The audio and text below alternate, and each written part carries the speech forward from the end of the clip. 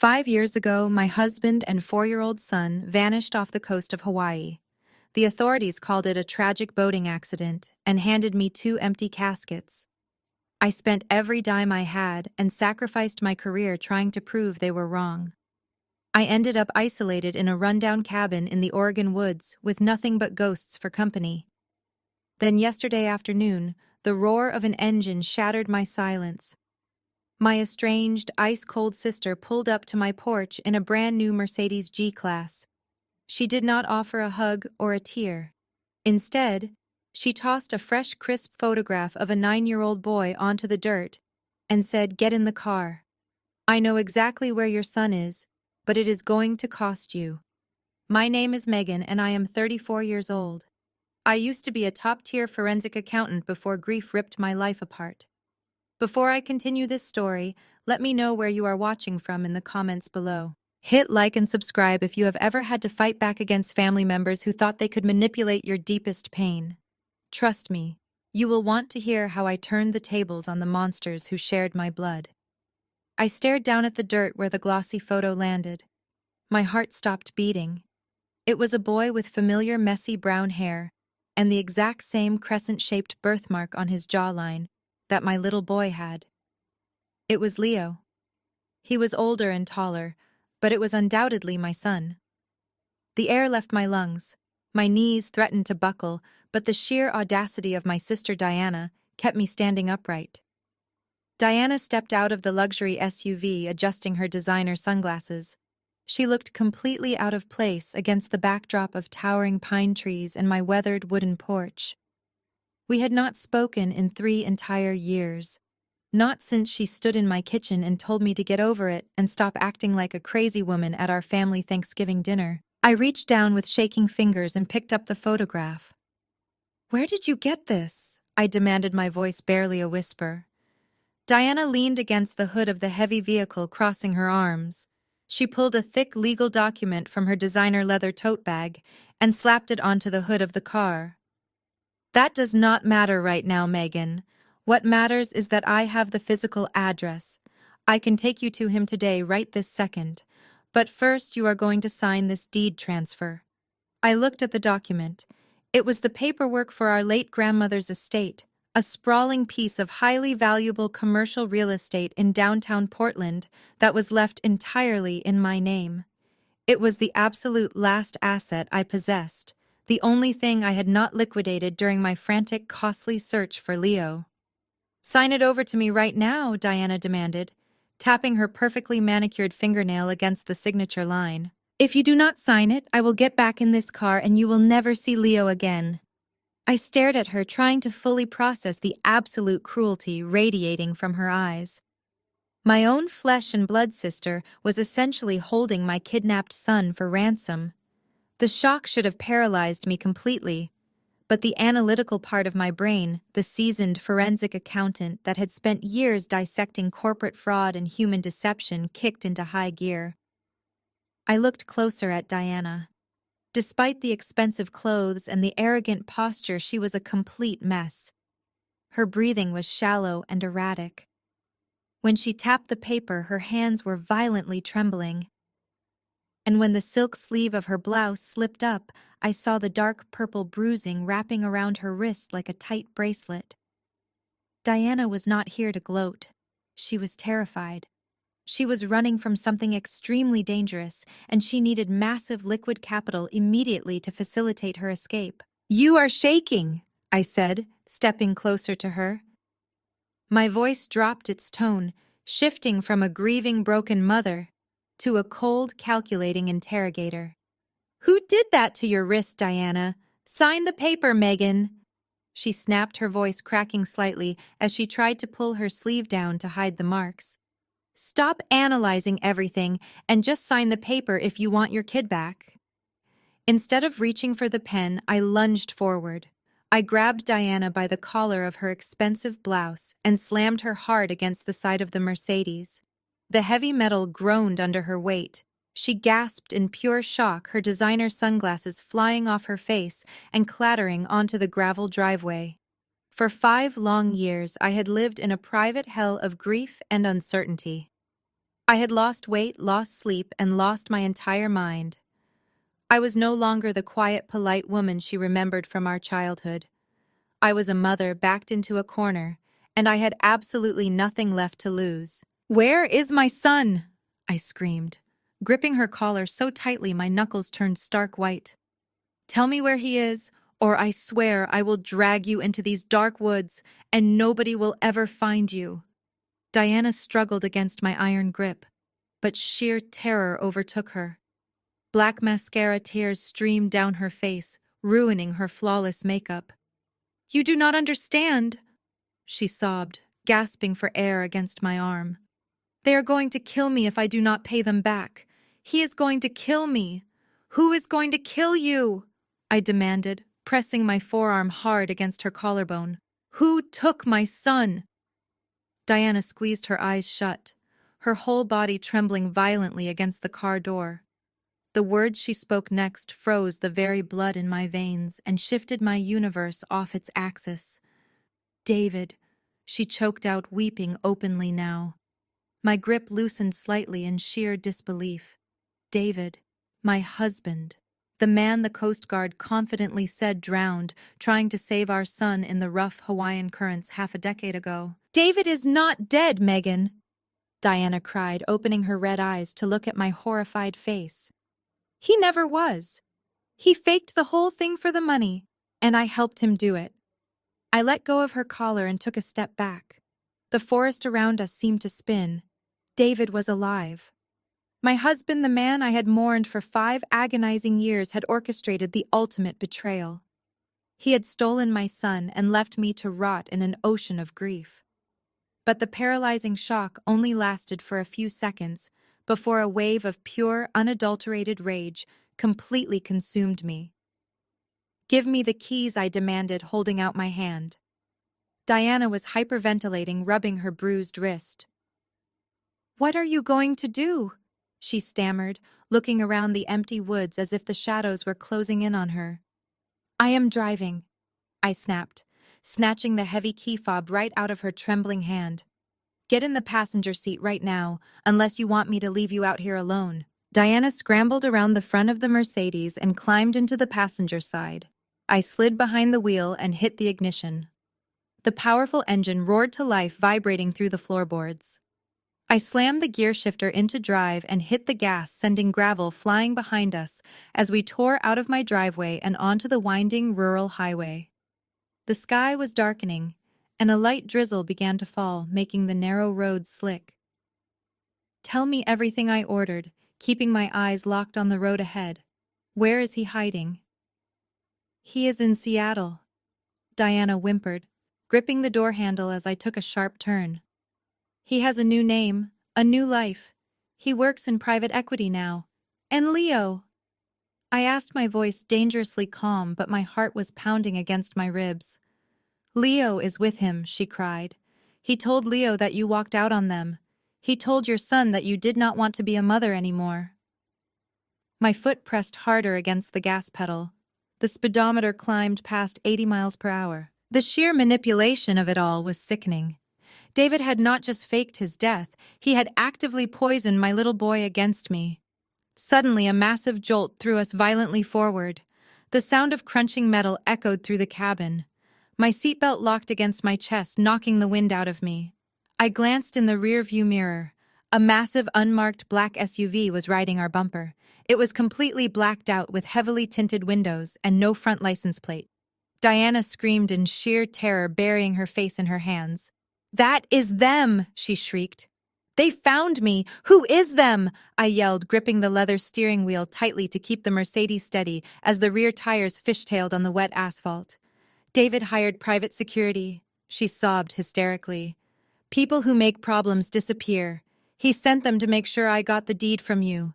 He knows I am out of money, and he knows I am a huge liability." The SUV accelerated and slammed into our rear bumper a second time. The heavy Mercedes swerved dangerously close to the steep embankment on the right side of the highway. The driver of the SUV was not trying to scare us. They were trying to push us completely off the road and down into the rocky ravine below. "Hold on," I shouted. I did not panic. My years as a forensic accountant had trained me to find patterns and exploit weaknesses in high-pressure situations. I kept my eyes on the road, calculating the distance to an upcoming sharp bend that I knew well from living in these woods. The SUV pulled into the left lane, creeping up alongside us, trying to perform a pit maneuver on my car. I could see the dark silhouette of the driver violently turning the wheel toward my door. I waited until the absolute last possible second before slamming my foot on the brakes. The heavy Mercedes completely locked up, screaming against the wet asphalt. The black SUV flew past us, unable to stop its forward momentum.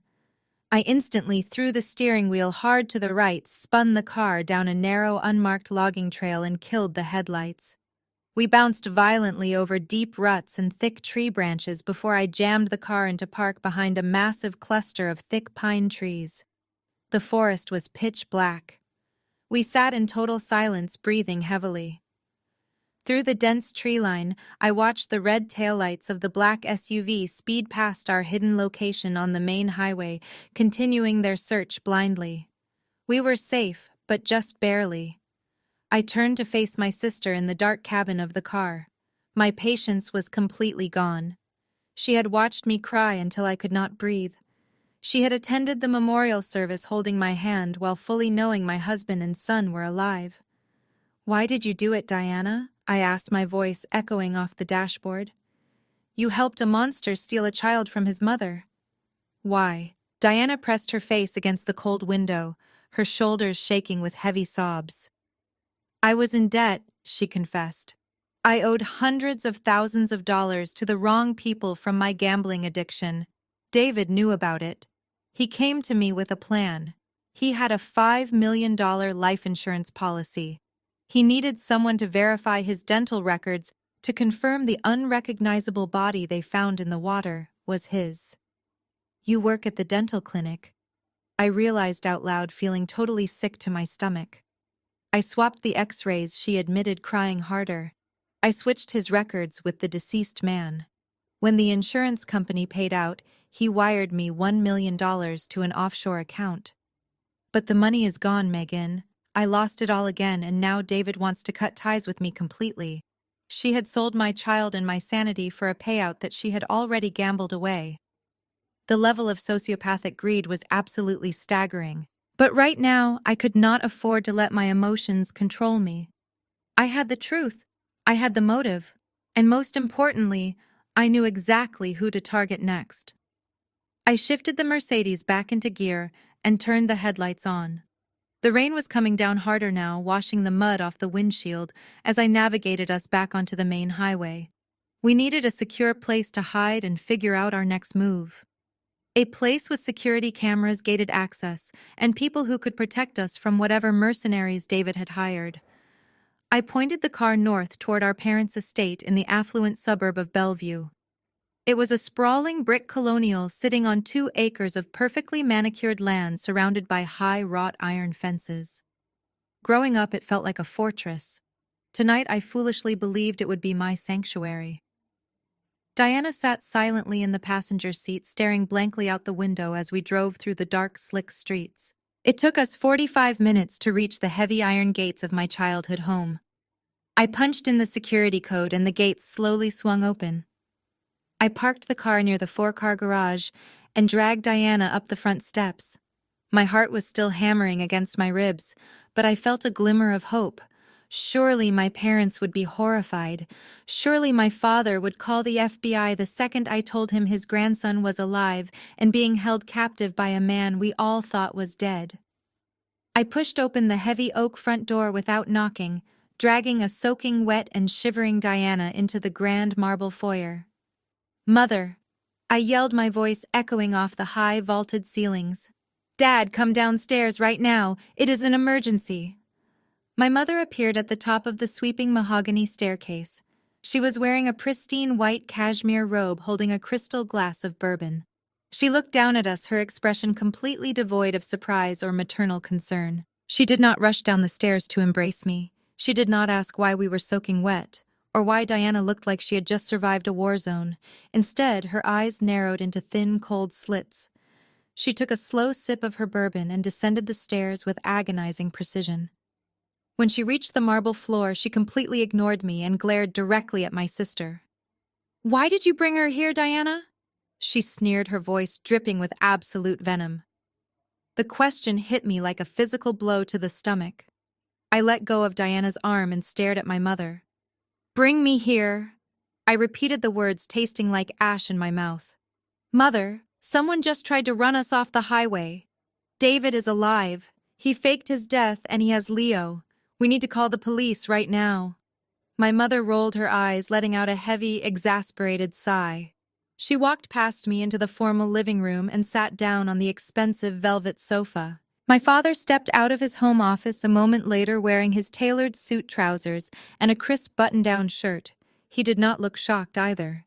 He simply checked his gold Rolex watch and glared at Diana. "You were supposed to get the deed signed and put her on a plane back to Oregon." He barked, his face flushing with anger. "You are entirely useless, Diana. We paid for your mistakes, and this is how you handle a simple property transfer." I stood frozen in the center of the room. The air in the house suddenly felt suffocatingly thin. I looked from my mother, sipping her bourbon, to my father angrily adjusting his cuffs, and finally to Diana, who was now weeping quietly in the corner. "You knew," I whispered, the horrifying reality crashing down on me all at once. "You both knew he was alive." My mother set her glass down on the glass coffee table with a sharp clink. "Oh, stop being so dramatic, Megan," she snapped. "Look at yourself. You have spent the last 5 years living in a shack in the woods wearing rags and obsessing over a tragedy. David is a highly successful investment banker. He could give Leo the life he deserves. A life you could never provide, especially not after your little nervous breakdown." My own mother was weaponizing my grief against me. The grief they had intentionally caused. Why, I demanded, my voice rising to a furious shout. "Why would you let him take my baby? Why would you put me through a funeral for an empty casket?" "Because we were bankrupt, Megan," my father yelled back, stepping toward me aggressively. "The commercial real estate market tanked. We were going to lose this house, the country club memberships, the cars, everything. David came to us with a solution. He needed a clean break to avoid an impending investigation at his old firm. He offered us $2 million from his shadow accounts to corroborate his death and look the other way while he took the boy. They sold my son for a bailout. My parents traded my sanity and my child to maintain their affluent suburban facade. You are all going to prison," I said, my voice dropping to a lethal calm. "I am calling the federal authorities, and I am telling them everything." I reached into my pocket for my cell phone, but my father lunged forward. He violently snatched the phone from my hand and threw it hard against the brick fireplace, shattering it into pieces. He grabbed my arm, his grip tight and punishing. "You are not calling anyone," he snarled. "We are locking you in the basement until David gets here to clean up this mess. You are not going to ruin our lives, Megan." I tried to pull away, fighting against his grip, but my mother stood up and grabbed my other arm, helping him drag me toward the basement door. They were willing to hand me over to a killer just to keep their money. I screamed, kicking my legs frantically, but they were too strong. They managed to pull me all the way to the heavy wooden door at the end of the hall. Then the sound of the heavy front door unlocking and swinging open echoed through the house, stopping them dead in their tracks. The heavy footsteps echoing across the marble foyer did not belong to the police or one of David's hired thugs. It was Terrence. Diana's husband was a senior federal auditor for the Internal Revenue Service, and a man whose entire life was governed by an unshakable moral compass. He was not supposed to be back from his conference in Washington, D.C. until Sunday. My parents froze. My father's grip on my arm loosened just enough for me to rip myself free. I stumbled backward against the wall, gasping for air, as Terrence stepped fully into the hallway. He stood tall and imposing in his perfectly tailored charcoal suit, dripping wet from the rain. He did not look confused by the chaotic scene unfolding in his in-laws' hallway. He did not rush over to comfort his sobbing wife. Instead, he placed his leather overnight bag methodically on the floor.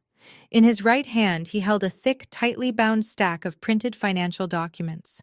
"Terrence? What are you doing here?" My mother stammered quickly, attempting to smooth down her cashmere robe and adjust her tone to sound casual. "We were just helping Megan. She showed up here completely hysterical, having another one of her manic episodes." "This is a private family matter." Terrence completely ignored her. His dark, piercing eyes bypassed my parents and locked directly onto Diana, who was cowering near the living room sofa. The absolute disgust radiating from his face was palpable. "I thought I married a woman with a shopping problem," Terrence said, his deep voice cutting through the tension like a physical blade. "I thought your missing funds and strange ATM withdrawals were just a gambling relapse. But the numbers never lie, Diana. They always tell a story. And the story I uncovered this week is going to send you to federal prison." Diana let out a pathetic whimpering sound, burying her face in her hands. Terrence took a slow, deliberate step forward, holding up the stack of papers. "3 days ago, I noticed a discrepancy in our joint tax filing. So I ran a deep diagnostic on your Social Security number. I found a hidden shell corporation registered in Delaware. And tied to that corporation, I found an offshore account in the Cayman Islands. An account that received a single wire transfer of exactly $1 million 5 years ago." My father stepped in front of my mother, puffing out his chest to regain control of the room. "Now listen here, Terrence. You have no right snooping through private financial records. You are blowing this entirely out of proportion." Terrence snapped his gaze to my father. "Do not interrupt me, Richard, because after I found her account, I started pulling the threads on yours. I saw the massive capital injections into your failing real estate firm, millions of dollars appearing out of thin air just weeks after your son-in-law tragically drowned in the Pacific Ocean." The air in the hallway grew ice cold. Terrence turned to look at me. He saw my torn clothes, the red marks on my arms where my parents had violently grabbed me, and the sheer desperation in my eyes. Then he looked back at his wife. "Whose money is it, Diana?" he demanded, his voice booming with authority. "Who paid you $1 million on the exact same week that David and Leo died?" She would not answer. She just kept crying, shaking her head back and forth. "I will tell you," I yelled, stepping away from the wall. "It was David. He is alive, Terrence. He faked his death to steal his own life insurance, and he took Leo. They all knew. They helped him do it for the money." I watched the realization hit Terrence. The sharp, analytical mind of a federal auditor connected the final missing pieces in a fraction of a second. The life insurance payout, the fabricated dental records, the miraculous financial recovery of his in-laws. He stared at the family he had married into, and I could see the absolute revulsion turning his stomach. "You sold a child," Terrence whispered, staring at Diana as if he were looking at a literal monster. "You helped fake a death, and you let this woman mourn her baby for 5 years so you could pay off your bookie. Terrence, please, you do not understand," Diana begged, dropping to her knees on the expensive rug. "He threatened me. He said he would ruin me if I did not help." "Save it," Terrence said, his voice devoid of any warmth or affection. "I spent the last 5 years thinking I was married to a high society princess. It turns out I am sharing a bed with an accessory to kidnapping and federal wire fraud." My father realized the sheer danger they were in. Terrence was a sworn federal employee with direct access to the Department of Justice. If he made one phone call, their entire lives would be over. The house, the cars, the country club, everything would be seized. My father's face turned completely red with panic and rage. "You need to leave my house right now." "Terrence," my father snarled, pointing a trembling finger at the front door. "Hand over those files and get out before I call the police and have you arrested for trespassing." Terrence did not flinch. He just tightened his grip on the financial records and stood his ground, a quiet fury burning in his eyes. My father realized his hollow threats of calling the police were entirely useless against a senior federal auditor. His face contorted into a mask of pure feral desperation. He lunged toward the antique porcelain umbrella stand sitting near the heavy oak door and pulled out a solid steel 9-iron golf club. It was a vintage club he usually bragged about to his wealthy friends, but right now he was holding it like a lethal weapon. "Hand them over." "Terrence," he barked, gripping the leather handle of the club with white knuckles. "You are not walking out of this house with those documents. I will not let you destroy everything I have built over a massive misunderstanding." Terrence slowly lowered his leather overnight bag to the marble floor, but kept his left hand firmly clamped around the thick stack of financial records. "Are you seriously going to assault a federal employee over a paper trail?" Richard Terrence asked, his voice dangerously steady and low. "Because if you swing that club, you are upgrading your impending charges from financial crimes to aggravated assault on a federal officer." "Do it, Richard!" my mother shrieked from the formal living room, completely dropping her polished country club demeanor. Her face was flushed with ugly, greedy panic. "Hit him right now. Take the papers and throw him out into the street." My father let out a guttural yell and swung the heavy steel club directly at Terrence's head. It happened so fast I barely had time to scream. Terrence did not step back or flinch. He used his military veteran background and stepped aggressively inside the arc of the swing. He caught my father's forearm with a sickening crack, blocking the blow completely before the club could gain momentum. With a swift, ruthless motion, Terrence twisted my father's wrist, forcing him to drop the weapon. The heavy iron clattered loudly against the expensive marble tile, echoing through the grand foyer. Terrence then shoved my father hard against the expensive silk wallpaper, pinning him there with a thick forearm pressed tightly against his throat. "Do not ever mistake my patience for weakness." Terrence growled, his face mere inches from my father's, terrified, bulging eyes. "You disgust me. All of you are absolutely sickening." Terrence released his grip and my father slid down the wall, coughing and gasping for air, rubbing his bruised throat. Terrence turned his attention to me. I was still standing frozen near the bottom of the staircase, watching the immaculate, wealthy facade of my family shatter into a million irreparable pieces. Terrence looked at me, and for the first time tonight, the burning anger in his dark eyes softened into something resembling profound respect and deep pity. "We are leaving," Terrence said, striding over to me and wrapping a firm, protective hand around my upper arm. "You are the only innocent person in this entire cursed house, Megan. Let us go right now." He pulled me toward the heavy front door. Diana finally scrambled off the floor and ran toward us, reaching out frantically for Terrence's soaking wet suit jacket. "Terrence, please do not leave me here," she begged, her voice cracking with sheer panic and pathetic desperation. "They are going to kill me. The people David hired will find me. You have to protect your wife." Terrence paused in the open doorway, the cold wind and heavy rain blowing in from the dark outside. He looked down at his wife of 5 years with absolute glacial indifference. "You made your own bed, Diana. Now you better pray the federal agents get to you before your violent accomplices do." He slammed the heavy oak door shut behind us, permanently cutting off her hysterical sobbing. We ran together through the pouring rain across the sprawling manicured driveway and jumped into his sleek black SUV. Terrence hit the automatic locks and started the engine, the climate control immediately blasting warm air over my freezing, shivering body. As we pulled away from the gated estate, leaving the absolute nightmare of my childhood home behind us, the heavy silence in the car was deafening. The rhythmic slapping of the windshield wipers was the only sound. My brain was struggling to process the sheer volume of trauma and betrayal I had just endured in the span of a single evening. The people who raised me had sold my child. Terrence navigated the slick, dark suburban roads, gripping the leather steering wheel tightly.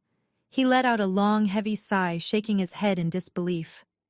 "I thought my wife was just spending too much on designer shoes," he said, his deep voice carrying a mixture of exhaustion and cold, ruthless resolve.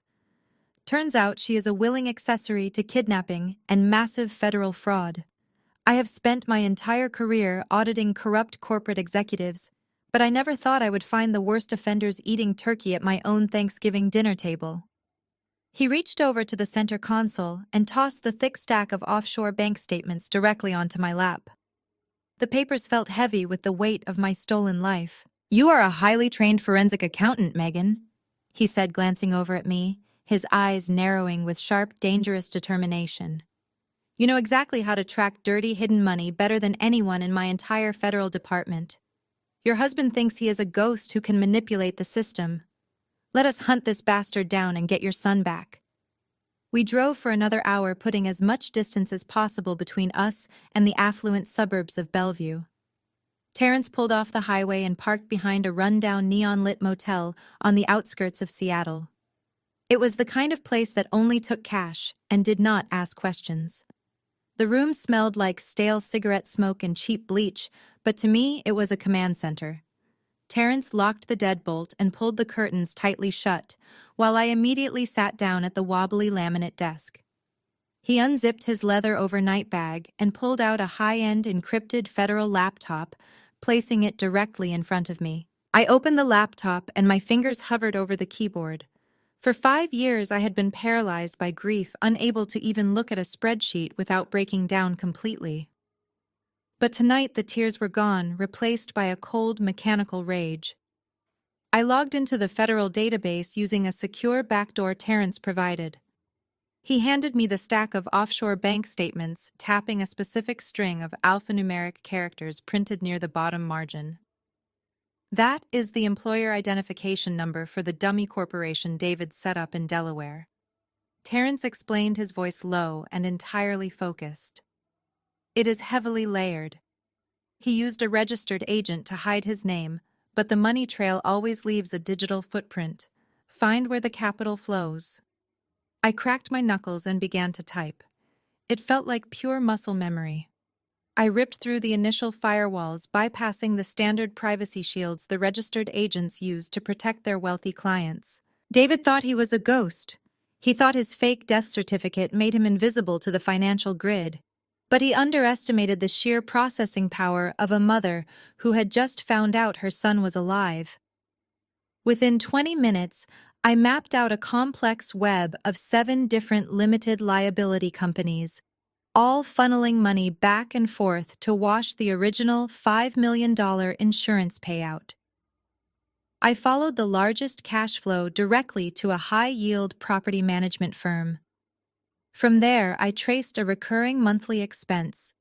It was a utility and security service payment for a massive waterfront property located in an exclusive gated community on Mercer Island. "I have an address," I said, my eyes glued to the glowing screen. "And it looks like he is paying for a top-tier smart home security system. It is hardwired into the local internet service provider. Can you get inside?" Terrence asked, standing right behind my chair, his presence a steady anchor in the chaotic storm. I nodded, my fingers flying across the keys. The security system used a standard local area network protocol. David had paid millions for the house, but he had left the default administrative ports wide open on his home router. I bypassed the weak encryption within seconds and gained full remote access to the property's internal network. A grid of 12 different high-definition security cameras popped up on my screen, covering every inch of the Mercer Island mansion. I clicked on the live feed labeled Main Living Room. The video expanded to fill the screen. The room was breathtakingly luxurious, with floor-to-ceiling windows overlooking the dark waters of Lake Washington. A large marble fireplace crackled in the center of the spacious area. Sitting on a plush white sofa holding a crystal glass of red wine was a man. He had slightly shorter hair and an expensive tailored suit, but the sharp jawline and the casual, arrogant posture were unmistakable. It was David. My breath caught in my throat. My hands began to shake so violently I had to pull them off the keyboard. I was staring at the ghost who had haunted my nightmares for half a decade. He was not decomposing at the bottom of the Pacific Ocean. He was sitting in a multi-million-dollar mansion, drinking expensive wine and laughing. A beautiful young woman with long blonde hair walked into the frame and sat down next to him, resting her head on his shoulder. He kissed her forehead, smiling a genuine, relaxed smile. He had completely erased me and started a brand new flawless life using the money he stole from my heartbreak. But the absolute worst moment was yet to come.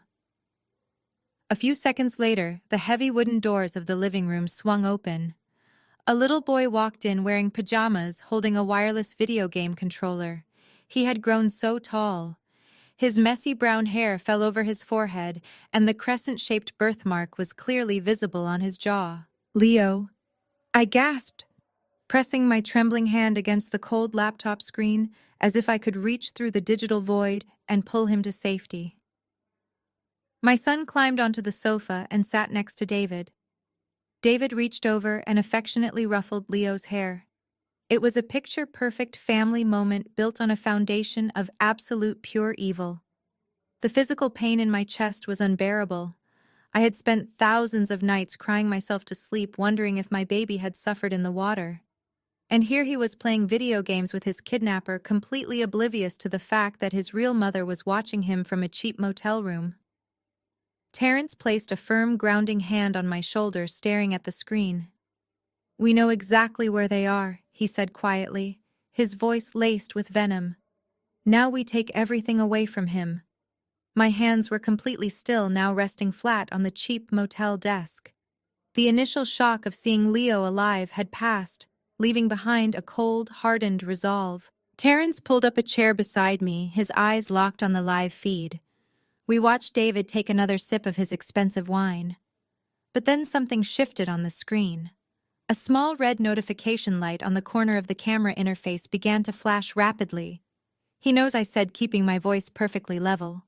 The router firewall just triggered an intrusion alert. He is getting a notification right now.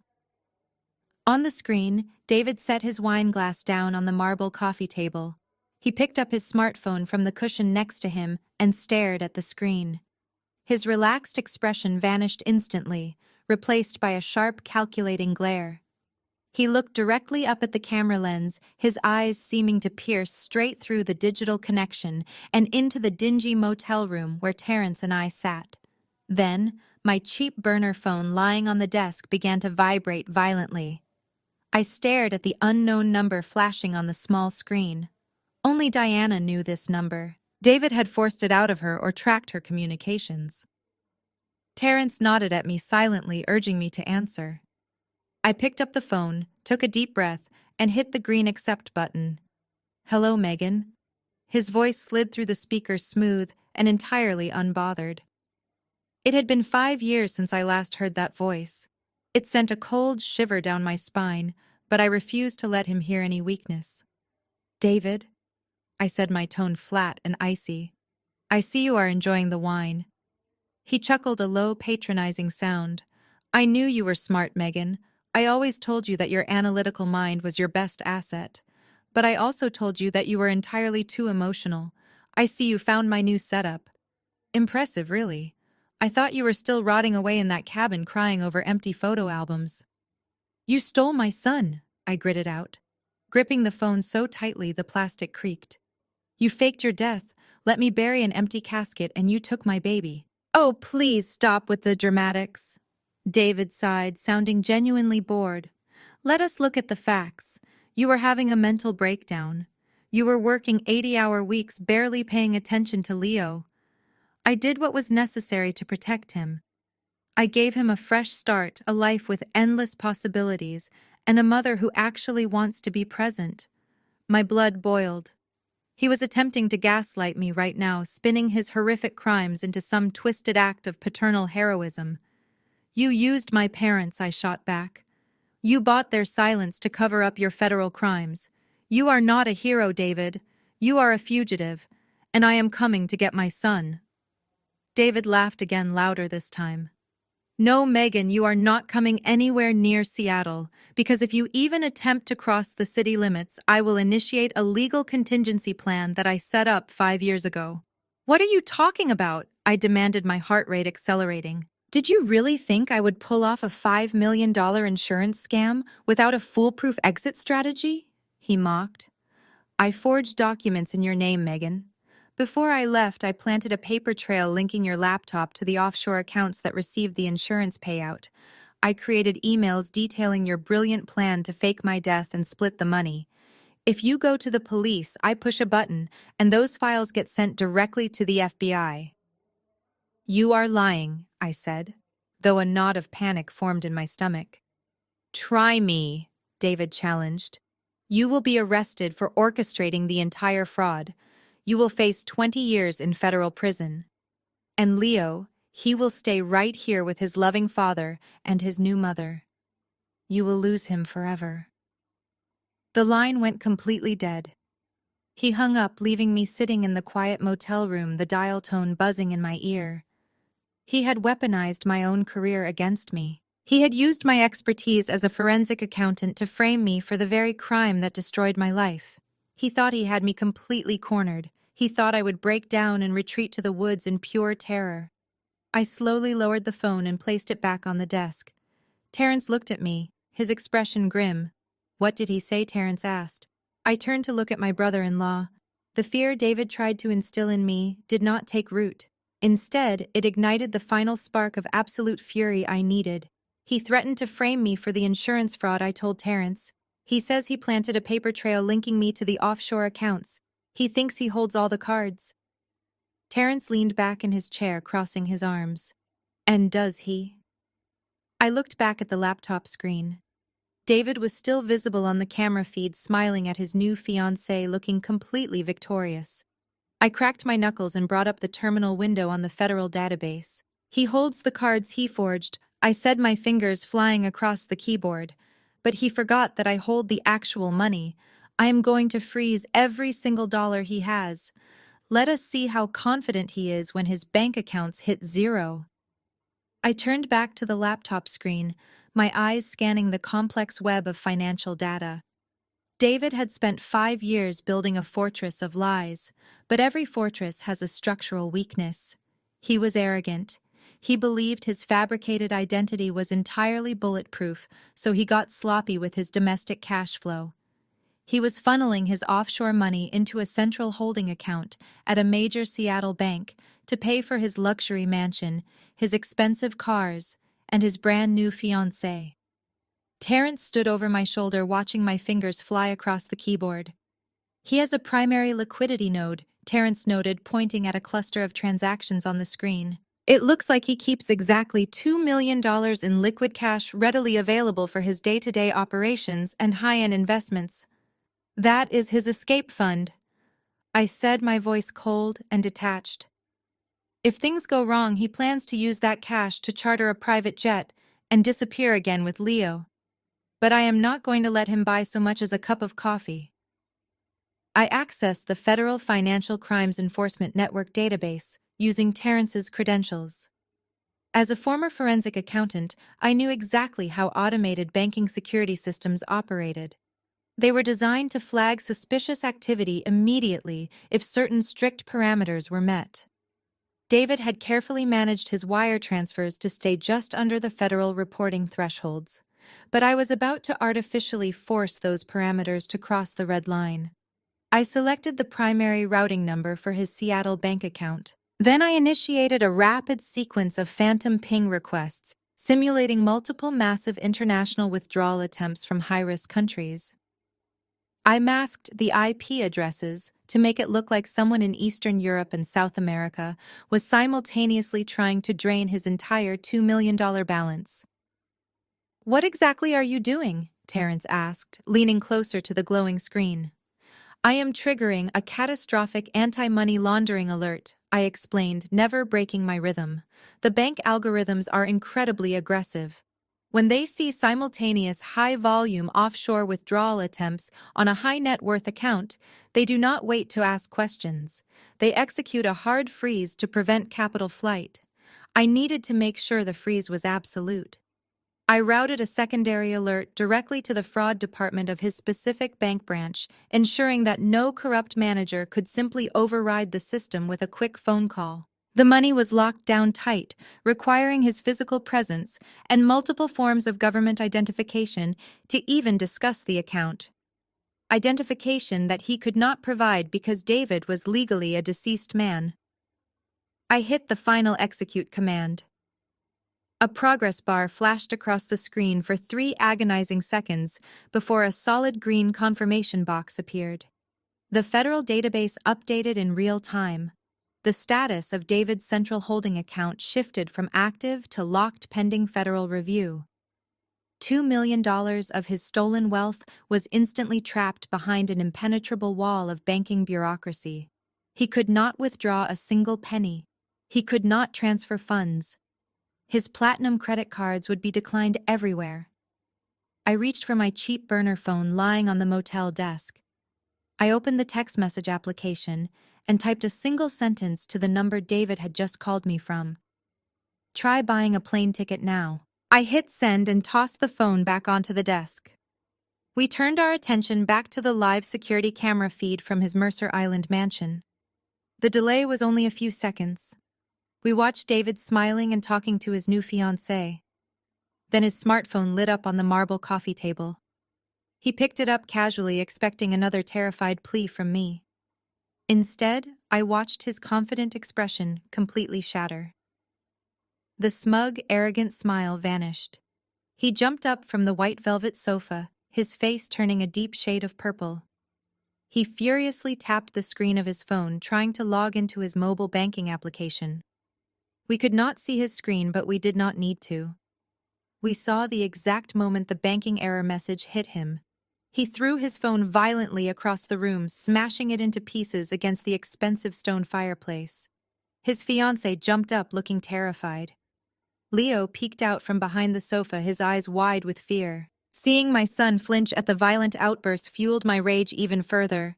David was losing his absolute mind, pacing back and forth, running his hands through his hair. His carefully constructed fake life was collapsing right in front of him. "He is completely trapped," Terrence said, a grim smile forming on his face. "Without that liquid cash, he cannot hire a private pilot. He cannot bribe his way across the border. He is grounded in Seattle. He thought he could weaponize my career against me," I said, closing the terminal window on the laptop. "He thought he was the smartest person in the room. But he forgot that I spent 10 years tearing apart corporate fraudsters for a living." "We need to move," Terrence said, suddenly checking his watch. "David is cornered, and a cornered animal is incredibly dangerous. He is going to send his private security team to hunt us down." I nodded, shutting the laptop and shoving it into Terrence's leather bag. We had successfully cut off his escape route, but the war was far from over. I grabbed my jacket and slipped into my shoes while Terrence zipped up the leather bag containing the federal laptop. The cheap motel clock on the nightstand read 2 a.m. The rain outside had turned into a torrential downpour, drumming loudly against the thin glass window. We needed to get to Terrence's vehicle and find a safer location to plan our next move. But just as Terrence reached for the brass doorknob, a heavy, rhythmic crunch of tires on wet gravel echoed from the parking lot. Terrence froze instantly. He held up a hand, signaling me to stay perfectly still. He slowly stepped toward the window and peeled back a tiny corner of the faded floral curtain. I watched his jaw clench tight as his eyes scanned the dark lot. 2 matte black utility vehicles had just boxed in his SUV, completely blocking our primary escape route. They were the exact same type of unmarked vehicles that had tried to run us off the highway earlier that evening. 4 men stepped out into the pouring rain. They were not wearing police uniforms, and they certainly were not carrying badges. They wore dark tactical gear with heavy bulletproof vests and carried suppressed weapons. They moved with terrifying military precision, splitting into pairs to cover the front and rear exits of the motel building. David had not wasted a single second. When his bank accounts locked, he realized his digital fortress was breached, and he immediately deployed his private security contractors to eliminate the threat. He wanted us dead before the sun came up. "We cannot go out the front," Terrence whispered, stepping away from the window and letting the curtain fall shut. He moved with a sudden intense focus that I had never seen before. His years sitting behind a desk as a federal auditor perfectly masked the fact that he had served 2 combat tours in the armed forces before getting his accounting degree. He scanned the small room, calculating our odds, and immediately rushed to the tiny frosted window inside the cramped bathroom. It opened up to a rusted iron fire escape in the dark back alley. Footsteps echoed loudly in the exterior hallway. Heavy combat boots stomping against the cheap wooden floorboards, getting closer with every passing second. They were not checking room numbers or asking the front desk for a key. They knew exactly which door was ours because they had tracked my phone signal. Terrence shoved the bathroom window open, the rusty hinges squealing sharply in the cold night air. "Go," he ordered, pushing me up onto the porcelain sink. "Climb out and do not look down. Just keep moving." I scrambled through the narrow opening, scraping my arms and knees on the rough metal frame. I landed hard on the slick iron grate of the fire escape, the freezing rain instantly soaking my clothes to the bone. Terrence squeezed through right behind me, grabbing the window frame and pulling it shut, just as a massive, deafening crash echoed from the main room. The heavy wooden door of our motel room splintered and caved inward, kicked completely off its hinges by the violent contractors. Bright tactical flashlights swept through the dark room, casting long, terrifying shadows against the walls. "He is out back," a deep voice barked from inside the bathroom. Terrence grabbed my hand, and we practically flew down the slippery metal stairs, our footsteps muffled by the roaring thunderstorm overhead. We hit the muddy alleyway and sprinted toward the chain-link fence at the end of the block, but as we rounded the corner of the brick dumpster enclosure, a massive figure stepped out of the shadows, blocking our path entirely. It was one of the armed contractors. He raised his weapon, aiming the laser sight directly at my chest. Before he could even pull the trigger, Terrence reacted with blistering speed. He did not hesitate to negotiate or surrender. Terrence lunged forward, dropping his shoulder and driving his entire body weight directly into the attacker's solar plexus. The man let out a sharp gasp, dropping the heavy weapon as Terrence swept his legs out from under him. The contractor hit the wet pavement hard. Terrence dropped his knee onto the man's chest, delivering a single calculated strike to his jaw that instantly knocked him unconscious. I stood there trembling, struggling to catch my breath in the freezing rain. Terrence did not pause to celebrate or check his own injuries. He quickly patted down the unconscious mercenary's tactical vest, searching his pockets. He pulled out a heavy black encrypted two-way radio and clipped it securely to his own belt. He picked up the leather bag from the puddle and grabbed my arm again. "Let us go," Terrence said, pulling me toward the dark industrial street blending into the shadows. "Now we can listen to exactly what David is planning next." We walked for nearly 3 miles through the dark, rain-soaked industrial district before Terrence finally deemed it safe to stop. We found a brightly lit 24-hour diner nestled between a truck stop and an abandoned warehouse. It was crowded with weary truck drivers and third-shift factory workers. The smell of cheap coffee and greasy bacon filled the air. It was exactly the kind of chaotic, anonymous environment we needed to blend in. We slid into a faded red vinyl booth near the back facing the entrance. I ordered 2 black coffees while Terrence carefully placed his leather overnight bag on the sticky formica table. He unclipped the heavy black encrypted radio from his belt and set it down next to the bag. The radio remained completely silent. "They switched frequencies the moment they realized this unit was compromised," Terrence explained, staring at the device.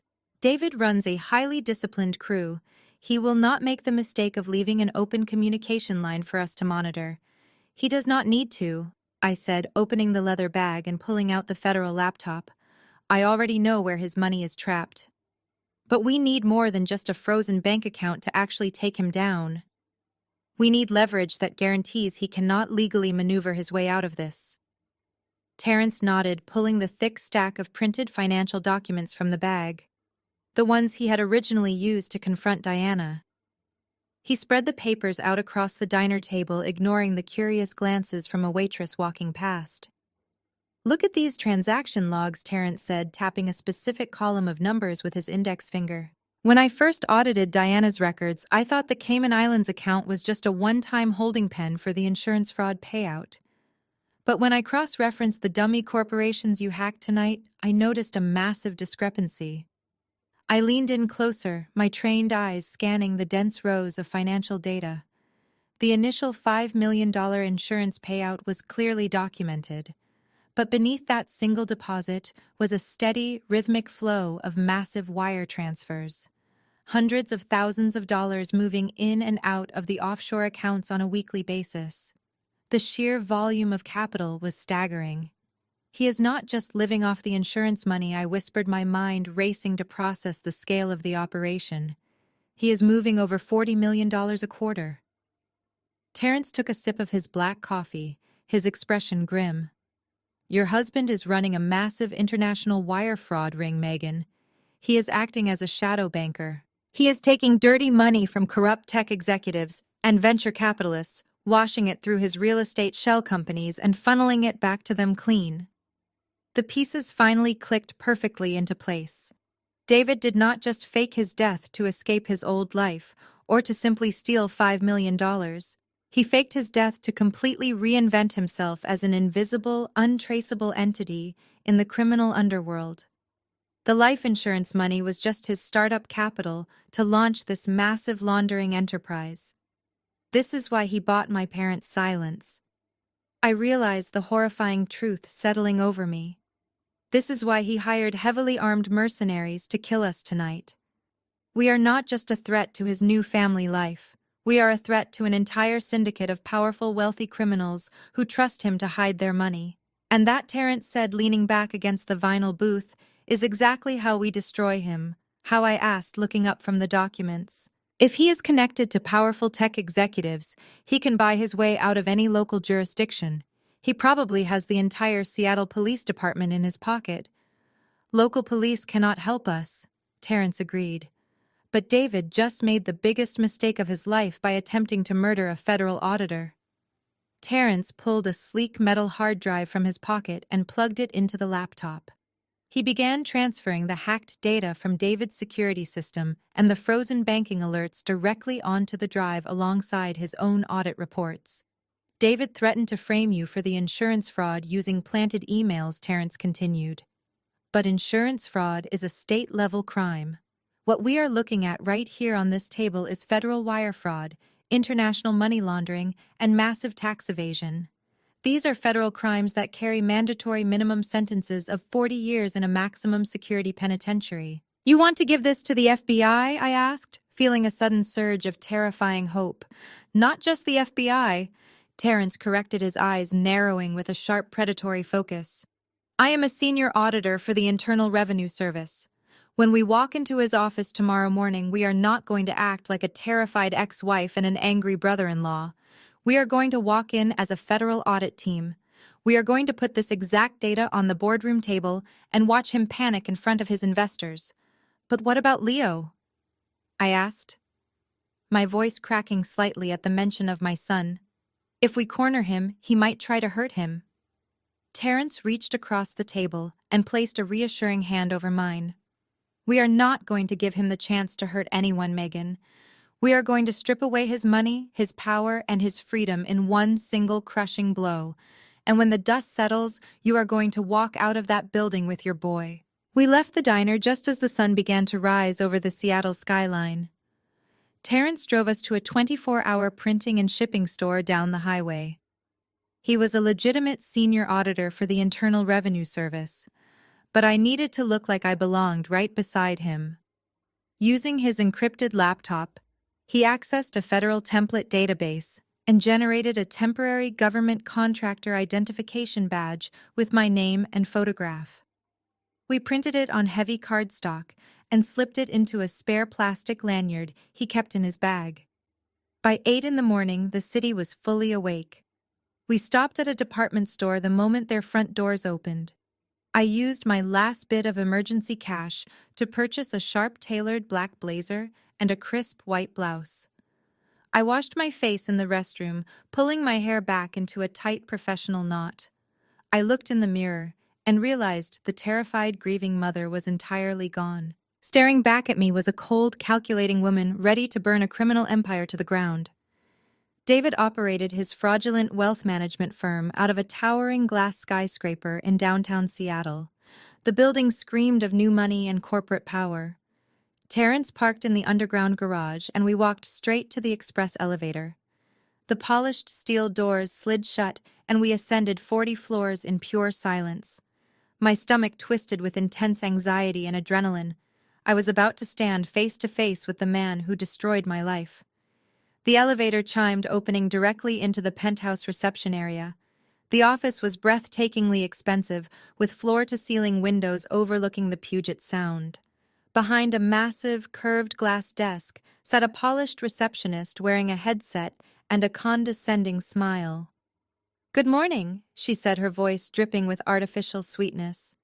"Welcome to Vanguard Financial. Do you have an appointment today?" Terrence marched directly up to the desk and slammed his heavy leather bag onto the pristine surface. The receptionist jumped back, her headset slipping off her ear. Terrence pulled out his solid brass federal badge, slapping it onto the glass right next to the bag. "I am Senior Auditor Terrence Vance with the Financial Crimes Division of the Internal Revenue Service." Terrence announced, his deep voice echoing across the luxurious lobby. "This is my forensic data consultant. We are here to see the managing director immediately." The receptionist's professional smile vanished, replaced by wide-eyed panic. "I am so sorry, sir, but he is currently in a highly confidential board meeting with our top investors. I cannot disturb him under any circumstances. I can schedule a compliance review for next week."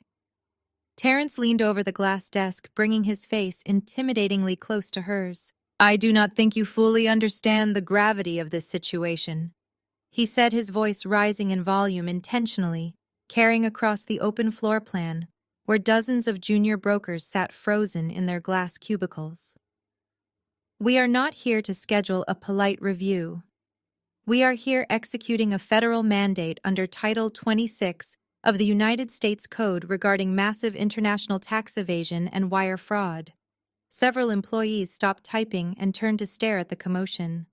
The receptionist was shaking her hand, hovering nervously over the sleek office telephone. "Sir, I am going to call building security if you do not lower your voice," she threatened weakly. "Call them," Terrence fired back loudly. "Call the local police too. I would love to have armed officers present when I freeze every single corporate asset in this building for federal obstruction. If you pick up that telephone to warn him, you are personally making yourself an accessory to a multi-million-dollar money laundering syndicate. Do you really want to go to federal prison for a boss who will not even remember your name tomorrow?" The receptionist froze, completely terrified. She slowly pulled her hand away from the telephone and took a step back, raising her hands in absolute surrender. "That is what I thought," Terrence said, grabbing his leather bag off the desk. He looked at me and nodded toward the hallway. "Let us go do our jobs." We bypassed the reception area entirely and walked aggressively down the long mahogany-paneled corridor. The heavy double doors of the executive boardroom loomed at the very end of the hall. I could hear the muffled sound of David's confident voice bleeding through the thick wood as he pitched his fraudulent investments to a room full of wealthy victims. My heart pounded furiously, but I did not stop. We reached the heavy doors, ready to bring his entire world crashing down. I did not bother to knock. I raised my foot and kicked the heavy double mahogany doors with all the strength I possessed. They burst open with a loud echoing crack, hitting the interior walls of the executive boardroom. Inside, 8 incredibly wealthy men and women wearing custom-tailored suits sat around a massive glass conference table. At the head of the table, holding a laser pointer and a stack of fraudulent financial projections, stood David. He froze, his mouth hanging slightly open. For a split second, the mask completely slipped. I saw the raw, unadulterated terror flash in his eyes as he recognized me. He was no longer the untouchable criminal mastermind. He was just the cowardly husband who had run away from his own life. But David was a professional sociopath. It took him exactly 2 seconds to regain his composure and slap the mask back onto his face. "Megan," he said, his voice laced with a sickly sweet combination of fake pity and deep concern. He lowered the laser pointer and took a step toward me, holding his hands up in a placating gesture. "What are you doing here? I told you on the phone last night that you need to stay at the clinic. You are clearly having another episode." He turned his attention to the confused investors sitting around the glass table. They were staring at me, taking in my harsh expression and the federal badge hanging around my neck. I am so incredibly sorry, ladies and gentlemen, David said, shaking his head sadly. This is my estranged wife. She suffers from severe paranoid schizophrenia. She has been stalking me for years, refusing to accept that our marriage is over. I promise you she is completely harmless, but I need to have security escort her out before she hurts herself. He reached into his tailored suit jacket and pulled out a sleek smartphone, aggressively dialing a number. He was trying to gaslight the entire room. He was trying to frame me as a crazy woman to instantly discredit anything I was about to say. Before he could press the call button, Terrence stepped into the boardroom right behind me. Terrence did not look like a crazy person's accomplice. He looked like a nightmare walking in a charcoal suit. He pulled his own federal badge from his pocket and held it up high for the entire room to see. "Do not bother calling local security," David Terrence said, his deep voice commanding absolute authority over the silent room. "You are going to need a much better lawyer than they can provide. My name is Terrence Vance. I am a senior auditor with the Internal Revenue Service Financial Crimes Division. And this woman is not your estranged wife. She is the lead forensic data analyst on your federal investigation." The investors immediately shifted in their expensive leather chairs. The word federal was kryptonite in the corporate world. It carried the weight of prison sentences, asset seizures, and massive public scandals. "This is an absolute outrage," David yelled, his face turning a deep, angry shade of red. "You cannot just barge into a private corporate meeting without a warrant. I want both of your badge numbers immediately. I am calling my legal team and having you both fired for gross harassment." I stepped forward, completely ignoring his tantrum. I placed both of my hands flat on the cool glass of the conference table, leaning over to look directly into the eyes of the wealthy investors. "My name is Megan," I said, my voice steady and cold. 5 years ago, this man faked his own death in a staged boating accident off the coast of Hawaii. He collected a $5 million life insurance payout and kidnapped my 4-year-old son. He changed his name to hide from the law. But he did not just hide.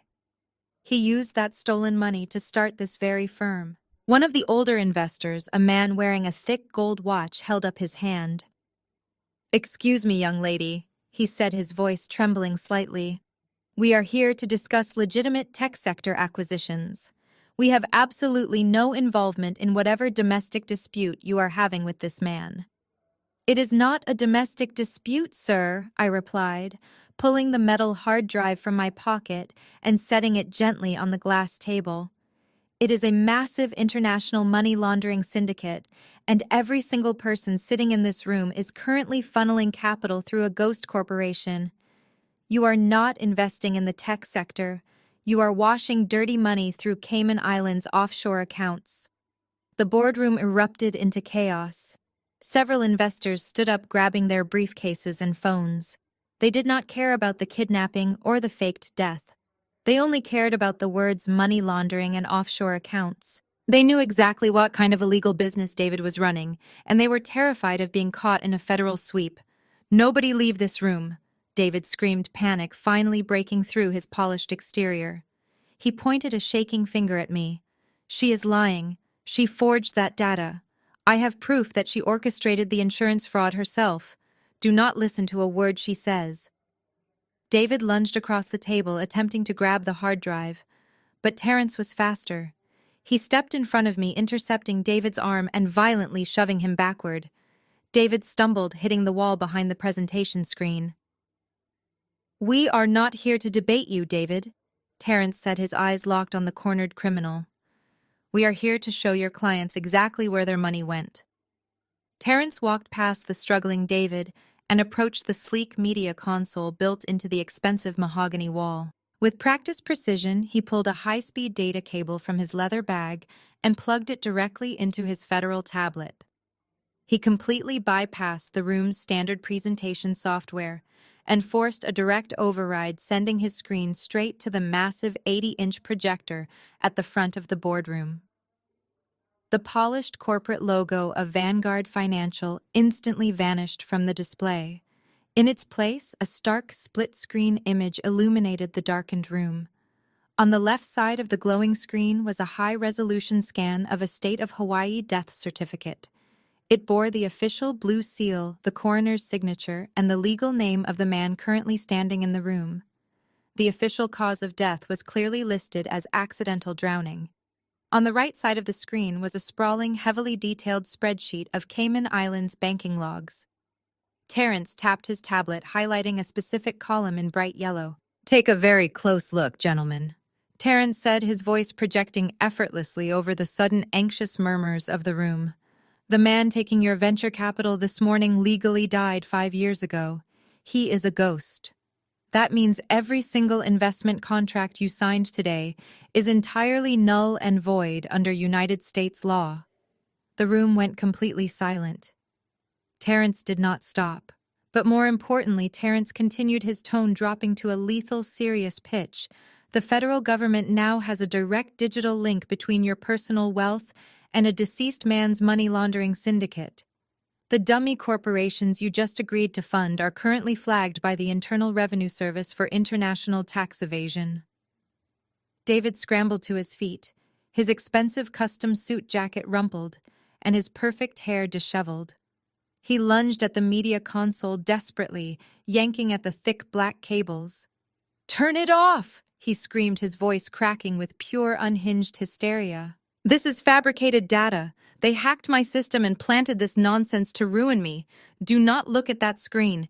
Listen to me, gentlemen. We are still on track for the quarterly projections. Everything is perfectly fine." But the elite investors were not looking at David anymore. They were staring at the undeniable proof of federal wire fraud displayed in glowing high definition right in front of them. These were incredibly ruthless, wealthy businessmen who spent their entire lives shielding their assets from government scrutiny. They instantly calculated the devastating legal exposure they were currently sitting in. The older investor with the thick gold watch did not say another word. His face was entirely pale. He snapped his expensive leather briefcase shut, grabbed his cashmere overcoat, and practically sprinted toward the double doors. His sudden departure broke the dam of polite corporate etiquette. The rest of the investors followed suit, immediately erupting into an absolute frenzy of pure self-preservation. Heavy leather chairs were violently knocked backward, hitting the floor. High-end black coffee spilled across the sleek glass table, soaking right through David's fraudulent business proposals. They shoved past each other, desperate to get out of the boardroom and call their white-collar defense attorneys before the federal indictments officially dropped.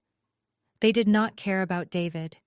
They did not care about his tech acquisitions or his promises of massive quarterly returns. They only cared about saving themselves from a mandatory 40-year federal prison sentence. "Wait," David yelled, his voice echoing with absolute desperation as he chased after them toward the exit. "You cannot leave right now. We have a binding verbal agreement. If you pull your funding today, the shell companies will completely collapse. You need me to wash the capital." One of the younger investors stopped in the doorway, turning back to glare at David with pure venom. "I do not know who you are," he spat, "but you are a walking federal indictment. If you ever contact my firm again, I will personally hand your phone records to the Department of Justice." The heavy mahogany doors swung shut, leaving the boardroom eerily silent. The wealthy investors were gone, entirely evaporating his financial lifeblood in less than 60 seconds. The projector continued to hum quietly in the background, casting a harsh, bright light across the empty, overturned leather chairs. The smell of expensive spilled coffee and pure human panic lingered heavily in the air. David stood frozen near the doorway, staring blankly at the closed wood. His chest heaved rapidly as he struggled to process the sheer velocity of his destruction. His entire empire, meticulously built over 5 long years on a foundation of lies, betrayal, and stolen life insurance money, had just been obliterated by a single flash drive. The untouchable criminal mastermind was entirely gone. I walked slowly around the long glass table, stepping over the spilled coffee and discarded documents. I looked directly at the man who had stolen my son and completely ruined my life. He looked incredibly small now, pathetic, and completely stripped of his arrogant power. "Your money is completely frozen," I said, my voice echoing loudly in the empty room. "Your investors are gone forever. Your shell companies are fully exposed to the federal government. It is over, David. You have absolutely nothing left. Now tell me exactly where my son is before we walk out of this building and leave you for the wolves." David did not answer me immediately. He stared at the empty boardroom chairs where his wealthy investors had just been sitting, and then he looked back at my face. The absolute desperation in his eyes shifted into something much darker and far more dangerous. He took a slow, calculated step backward, moving away from the glass conference table and sliding toward the far wall. He pressed his hand against a seamless panel hidden within the expensive mahogany wood. A concealed door clicked open, revealing a lavish, private executive suite. Before Terrence or I could step forward to stop him, David reached into the dark room and aggressively yanked a small figure out into the harsh fluorescent light of the boardroom. It was Leo. My breath hitched violently in my chest. Up close, my son looked so much older than the fading photographs I had desperately clung to for 5 long years. He was wearing a pristine private school uniform, his dark blue tie slightly crooked. He stumbled forward, his small hands instinctively grabbing onto David's tailored suit jacket to keep from falling. I could see the familiar crescent-shaped birthmark on his jawline. My entire world stopped spinning. Leo. I breathed, taking a single, involuntary step forward. My hands reached out toward him, trembling with an overwhelming mix of pure, unconditional love and agonizing heartbreak. Leo, it is me. It is Mom. Leo froze completely. He looked up at my face, his wide brown eyes filled with absolute terror and deep confusion. He did not run into my open arms. He did not smile or cry out for me. Instead, he shrank back, pressing his small body tightly against David's leg.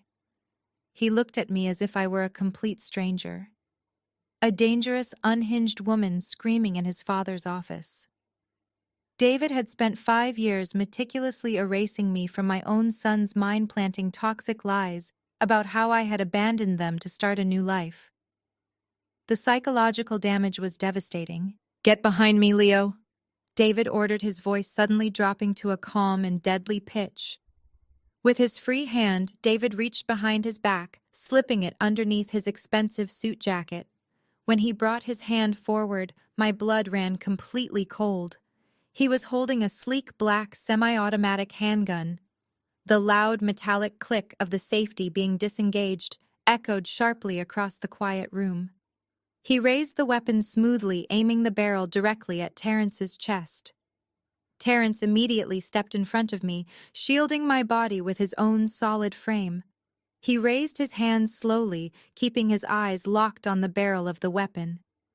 "Drop the gun," David Terrence warned, his deep voice echoing with calm military authority.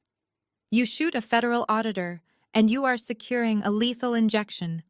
You cannot kill your way out of a massive federal financial indictment." David let out a dry, hollow laugh.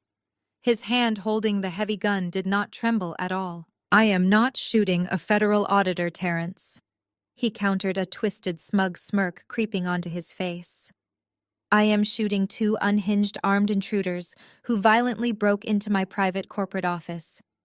I am protecting my young son from a dangerous, mentally unstable woman who is attempting to physically kidnap him. You kicked the heavy double doors off their hinges." David continued, nodding toward the splintered mahogany wood at the entrance. "You assaulted my receptionist in the lobby. Washington State has very clear and very forgiving stand your ground laws. I have a legally registered firearm and an absolute right to defend my commercial property and my child with lethal force.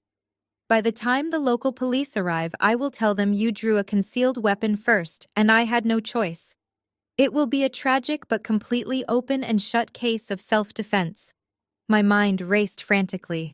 David was entirely unhinged, but his legal logic in this specific twisted scenario was terrifyingly plausible.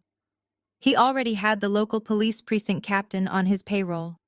If he shot us dead right now, he could easily tamper with the building's security cameras, plant an unregistered weapon on Terrence's body, and walk away completely free. He would use his remaining local connections to disappear with Leo before the federal arrest warrants could even be processed by a judge. "David, please," I begged, stepping out from behind Terrence's shoulder and keeping my hands clearly visible. "Look at what you are doing right now. You are holding a loaded gun in front of your own 9-year-old son. You are traumatizing him. Just put the weapon down on the table and we can walk away. I do not care about the money or the investments. I just want my boy." David tightened his grip on the gun, the small red dot of the laser sight now resting directly over my heart. "You do not get to negotiate anymore, Megan," he spat, his eyes burning with absolute hatred. "You ruined my perfect life. You destroyed my company. I am going to put a bullet right in your chest, and then I am going to take my son to the private airstrip. Nobody is going to stop me." His finger tightened on the trigger. I closed my eyes, bracing for the deafening gunshot that would end my life. But the shot never came. Instead, the shrill wailing of multiple police sirens pierced the thick glass windows of the skyscraper. The sound of heavy combat boots pounding down the mahogany hallway echoed loudly, followed by angry shouts commanding everyone to freeze. David did not panic. He did not drop the weapon or raise his hands in surrender. He simply lowered the barrel of the gun slightly, keeping his eyes locked on us. A twisted, confident smile spread across his face as the splintered boardroom doors were kicked entirely open. Half a dozen local police officers swarmed into the room with their weapons drawn. Terrence immediately kept his hands high in the air, his voice projecting loudly over the chaos. "I am a federal auditor," he shouted. "This man is holding a registered firearm and a child. We are unarmed." The officers did not aim their weapons at David. They aimed them directly at us. A tall, heavily built police captain walked slowly through the broken doorway. He wore a crisp, dark blue uniform with gold brass shining on his collar. He looked around the destroyed boardroom, glancing at the spilled coffee, the overturned leather chairs, and the glowing federal data still projecting on the wall. Then he looked directly at David and gave a barely perceptible nod. "Captain Miller," David said, letting out a long, dramatic sigh as he casually placed his handgun onto the glass conference table. "Thank God you arrived in time." These two individuals violently forced their way past my front desk, assaulted my receptionist, and attempted to steal highly classified corporate data. I stared in absolute disbelief. The captain was not assessing the scene. He was following a script. David had bragged about having the local precinct in his pocket, but seeing the sheer blatant corruption unfold right in front of me was entirely paralyzing. "Captain, this man is a federal fugitive." Terrence fired back, keeping his hands visible. "His real name is David. He faked his death 5 years ago in Hawaii. He is currently running an international money laundering syndicate out of this building. I have all the forensic data right there on that table." Captain Miller walked over to the glass table and picked up the metal hard drive I had brought. He looked at it for a brief second before slipping it casually into his uniform pocket. "I do not care about your wild conspiracy theories, buddy," the captain said, his voice dripping with absolute boredom. "Right now, I have a prominent local business owner claiming you broke into his property and terrorized his staff. He is holding my kidnapped son," I screamed, pointing frantically at Leo, who was still hiding behind David's leg. "Please look at the boy. He took him 5 years ago. Just run his fingerprints. Just do your job." The captain completely ignored me. "Arrest them both," he ordered his officers. "Book them for aggravated assault, corporate espionage, and felony trespassing." 2 heavy-set officers grabbed my arms violently, twisting them behind my back. The cold steel of handcuffs ratcheted tightly around my wrists, biting into my skin. I struggled, kicking my legs, but they slammed me hard against the mahogany wall, knocking the wind completely out of my lungs. Across the room, Terrence was given the exact same brutal treatment. They ignored his federal badge, entirely stripping it from his neck and throwing it onto the floor. You are making the biggest mistake of your entire career, Miller Terrence growled as an officer forced him to his knees. You are actively aiding a federal fugitive. When my department finds out about this, you are going to share a prison cell with him. Save it for the judge, the captain sneered, turning his back on us. As the officers began to pull me toward the broken doorway, David stepped forward. He raised his hand, signaling the police to stop for just a second. He walked slowly toward me, his expensive shoes crunching on the broken glass. He stopped when he was merely inches away from my face. The smug, arrogant smirk on his lips was absolutely sickening. He leaned in close, the smell of expensive cologne and spilled coffee washing over me. He made sure the corrupt officers were distracted by Terrence before he whispered directly into my ear. I told you that you could not win Megan. He whispered, his voice a cold, lethal hiss. I own this entire city. You are going to rot in a county jail cell tonight. And while you are sitting behind bars, Leo and I will be boarding my private jet. We are flying to Geneva tonight, and you will never see him again. Goodbye, Megan. He pulled back, adjusting his tailored suit jacket, and gave me a final condescending wave. The officers yanked me backward, dragging me out of the boardroom. I twisted my neck desperately, trying to look back into the room. The last thing I saw before the heavy doors swung shut was my little boy standing in the harsh fluorescent light, watching his real mother being dragged away like a violent criminal. The feeling of absolute helpless despair threatened to swallow me completely. But beneath the crushing grief, a new thought crystallized in my mind. David thought he had won, but he had no idea what Terrence was capable of when backed into a corner. The ride to the local police precinct was a blur of flashing red and blue lights and suffocating silence. The officers threw Terrence and me into the back of a cramped armored transport van, treating us like hardened violent felons. My wrists throbbed against the tight steel of the handcuffs, but the physical pain was entirely secondary to the agonizing image of Leo standing in that boardroom. I had been so close to him. I had looked right into his eyes. And David had snatched him away again, using the very system that was supposed to protect us. We were dragged through the back entrance of the downtown precinct, avoiding the public lobby entirely. The air inside smelled of stale sweat, cheap floor wax, and deep institutional corruption. They did not process us through standard booking. They bypassed the fingerprinting station and the mugshot cameras, marching us directly down a long, cinder-block hallway into a windowless concrete holding cell deep in the basement. The heavy iron door slammed shut behind us, echoing with a loud metallic clang. Terrence and I were left alone for exactly 20 minutes. Terrence paced the short length of the cell, rolling his broad shoulders and stretching his neck. He did not look defeated. He looked like a predator locked in a cage, calculating the exact structural weakness of the bars. The iron door opened again, and the captain walked in holding 2 thick manila folders. 2 heavily armed uniform officers stepped in right behind him, crossing their arms intimidatingly. The captain tossed the folders onto the scratched metal table, bolted to the center of the floor. He pulled out a cheap plastic pen and set it down next to the paperwork. Here is how this is going to work, the captain said, pulling out a metal folding chair and sitting down heavily. You two made a massive mistake today. You walked into a legitimate high-end business and caused hundreds of thousands of dollars in property damage and lost revenue. I have 6 sworn witness statements from elite investors confirming you drew a weapon and threatened the owner. Terrence stopped pacing and looked down at him. You mean the investors who ran out of the room because they realized they were funding a federal money laundering syndicate? Terrence asked, his voice smooth and entirely unafraid. The captain slammed his fist hard against the metal table, causing the plastic pen to jump. I do not care about your fabricated federal fantasies, he barked, his face turning red. I care about what is written on these pages. These are full confessions for felony corporate espionage, aggravated assault, and terroristic threats. You sign them right now, and I will make sure the prosecutor goes easy on you during the arraignment. If you refuse, I will personally ensure you are held in maximum security without bail until your trial next year. I stared at the paperwork.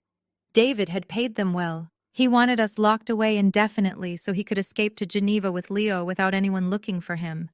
If we signed those papers, we were effectively sealing our own permanent doom. I am not signing anything, I said. Stepping forward, my voice shaking but resolute.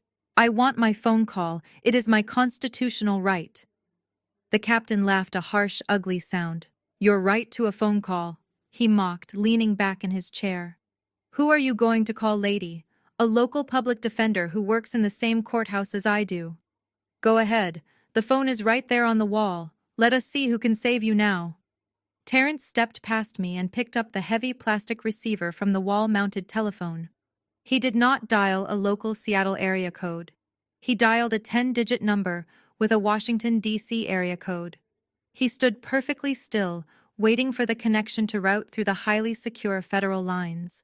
The corrupt captain watched him with a smug, arrogant grin, fully believing he held all the power in the concrete room. The line connected. Terrence did not ask for a lawyer.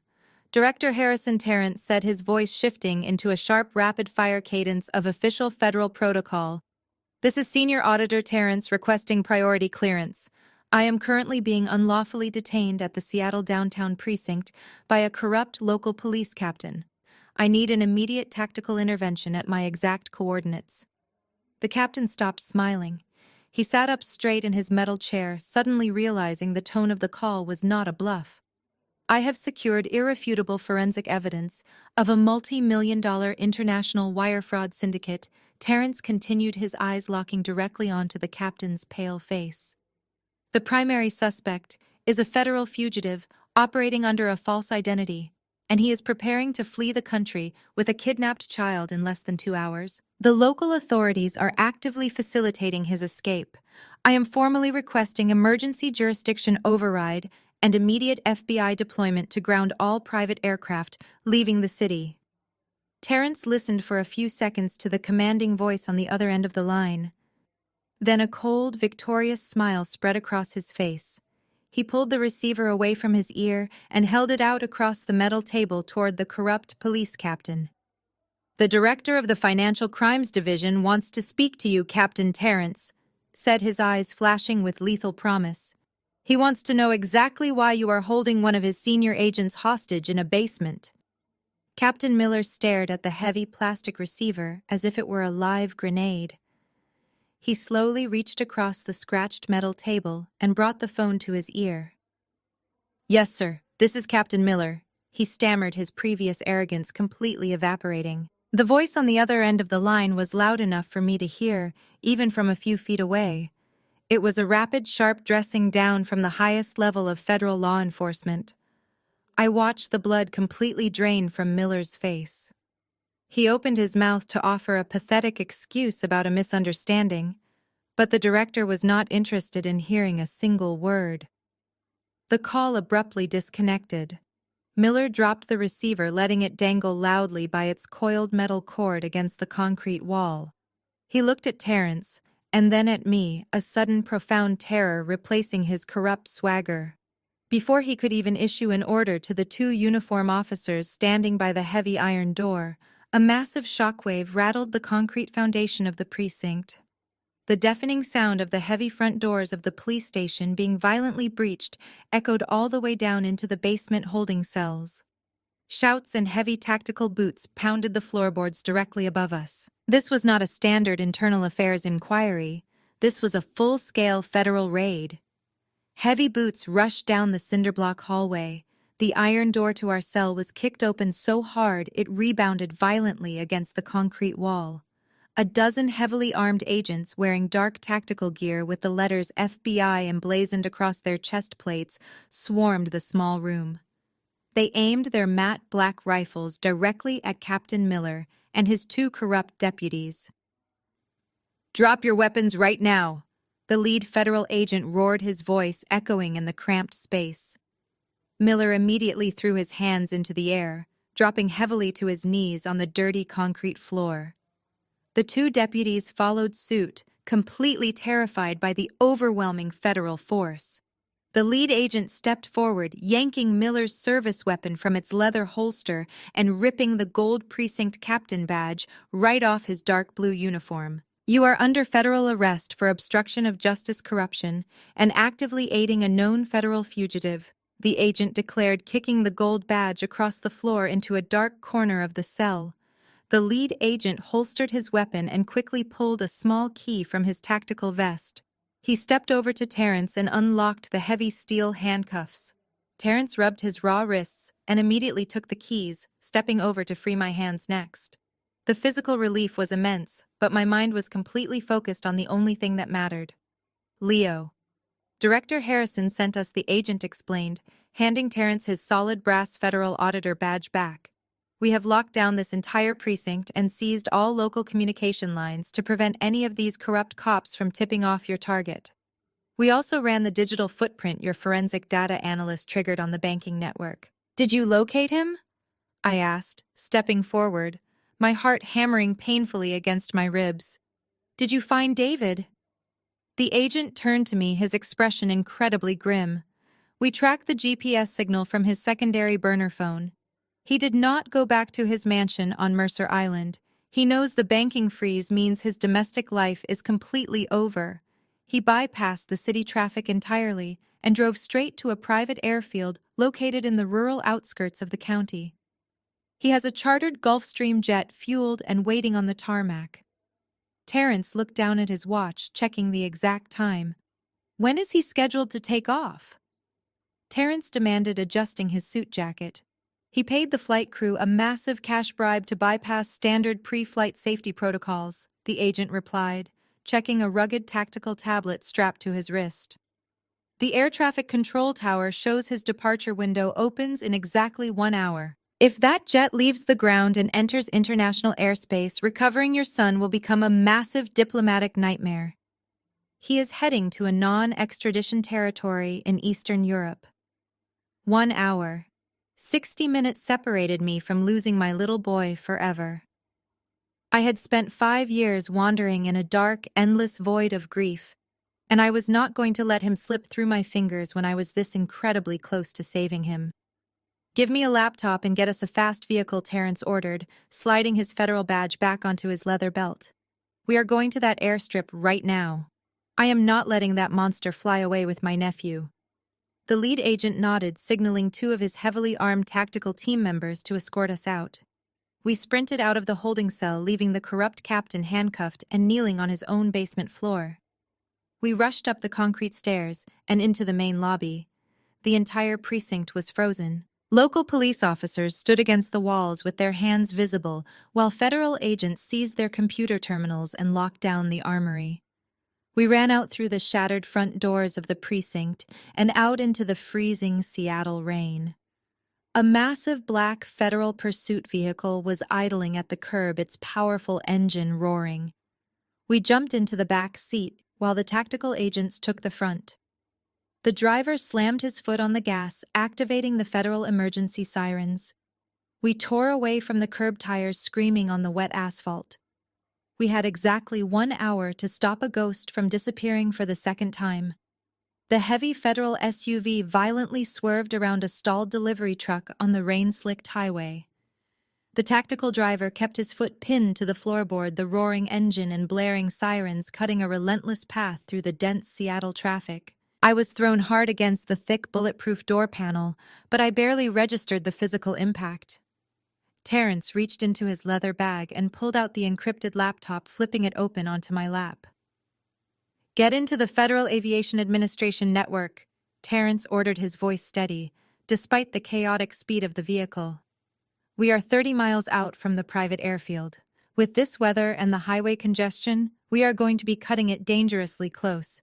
We need to digitally ground that Gulfstream before it reaches the active runway." I did not waste a single second. I connected the laptop to the SUV's secure satellite uplink and began typing furiously. The glowing terminal window reflected in the dark-tinted windows of the back seat. Accessing the federal clearance system was entirely different from breaching a corrupt local bank or a smart home security camera. The aviation network was a highly monitored digital fortress protected by military-grade encryption and redundant proxy firewalls. I am using your senior auditor credentials to bypass the primary gateway, I told Terrence, my eyes darting across the rapidly scrolling lines of code. But David is not stupid. He did not file the flight plan under his own name or his fraudulent financial firm. I need to find the specific tail number of the chartered jet. The tactical agent in the passenger seat turned around holding a heavy communication radio. Local air traffic control confirms a Gulfstream G650 is currently sitting on the private tarmac, he shouted over the wailing sirens. It is registered to a holding company out of the Cayman Islands. Tail number November 742 Alpha Bravo. I punched the alphanumeric sequence into the search parameters. A massive block of flight data populated my screen. There it was. An international flight plan filed for a direct route to Geneva, Switzerland. The departure status was listed as active and awaiting final runway clearance. The estimated time of takeoff had been aggressively pushed forward. David was panicking. He had paid the ground crew a massive cash bribe to skip the standard pre-flight checks. He is trying to leave right now, I said, panic rising in my throat as I watched the digital timer counting down.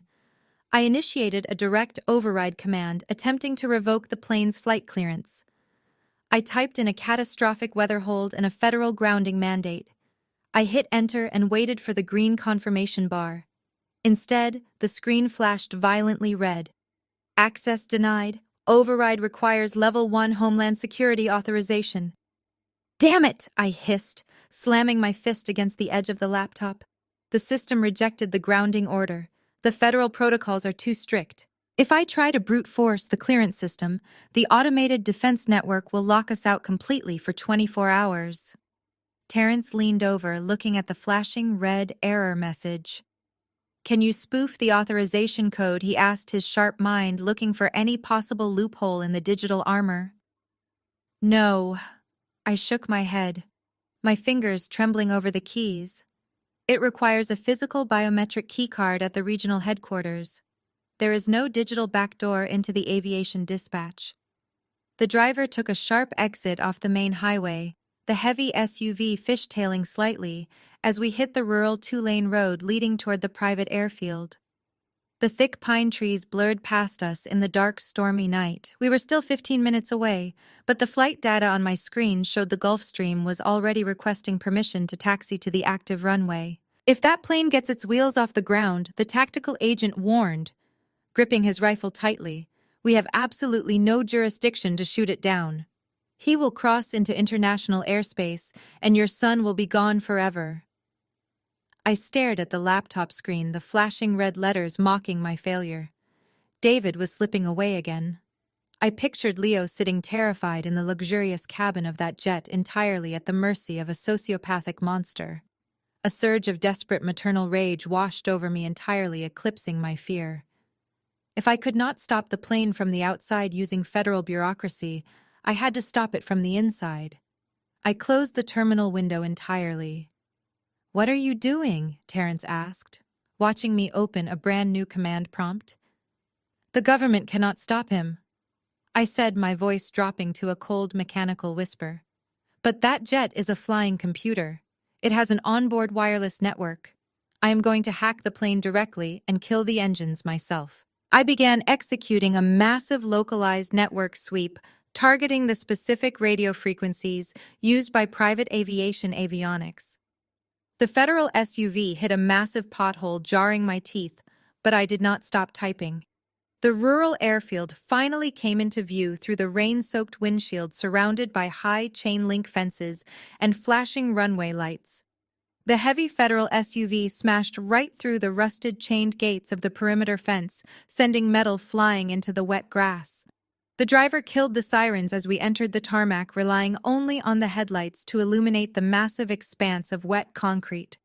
I kept my eyes glued to my laptop screen, watching the progress bar of my brute force network injections slowly tick past 40%. The wireless signal from the jet was strong, but the onboard firewall was fighting my intrusion attempt. But when I looked up through the rain-streaked window, the scene unfolding beneath the wing of the Gulfstream jet made me freeze entirely. 3 familiar figures were desperately screaming at the bottom of the aircraft boarding stairs. It was my sister Diana and my parents. They must have panicked when Terrence and I escaped their house with the federal documents. Realizing their affluent lives were over and the authorities were closing in, they had tracked David down to demand their final payoff or secure a seat on his escape flight to Geneva. They were soaked to the bone, their expensive country club clothes ruined by the violent storm. David stood at the very top of the stairs, partially shielded by the sleek door of the jet. He looked down at them with absolute disgust. He was holding a large black canvas duffel bag strapped over his shoulder. "Let us on the plane, David!" Diana shrieked, her voice piercing through the loud whine of the warming jet engines. "You owe me. I swapped the dental records. I kept your secret. The IRS knows everything, and my husband is going to send me to federal prison. You have to take me with you." My father stepped forward, grabbing the metal railing of the stairs. "We had a deal," he yelled, his face purple with rage. "We protected you. You promised us $2 million. If you leave us here, we will testify against you and tell the FBI everything we know." David let out a cruel, condescending laugh. "You have absolutely zero leverage, Richard," he shouted down at my father. "The FBI already knows everything. Your testimony is entirely worthless now. You are not partners anymore. You are liabilities." David signaled to the two heavily armed private security guards standing at the base of the stairs. "Do not let any of them board this aircraft," he ordered coldly. But David knew desperate people could be unpredictable. To ensure they did not rush the guards or attempt to block the wheels of the aircraft, he reached into the cabin and pulled out a second smaller duffel bag. "You want your final payoff?" David sneered, looking down at the family that had sold my son. "Here is every dollar of physical cash I had in my office safe. Consider our business officially concluded." David tossed the black bag down the metal stairs. It hit the wet concrete tarmac heavily, the zipper bursting open upon impact. Thick banded stacks of $100 bills spilled out into the freezing rain. It was nowhere near $2 million. It looked like a few $100,000 at most. But to my bankrupt, terrified family, it was their absolute last lifeline. What happened next was the most pathetic and sickening display of human greed I had ever witnessed. The facade of the wealthy, respectable suburban family completely evaporated in a single second. Diana lunged for the bag, dropping to her knees in the dirty puddles. "I need this to disappear," she screamed frantically, stuffing the wet stacks of cash into her designer coat. My mother let out a feral shriek and dove right on top of her own daughter. "Give it to me, Diana!" My mother yelled violently, ripping a stack of bills right out of Diana's hands.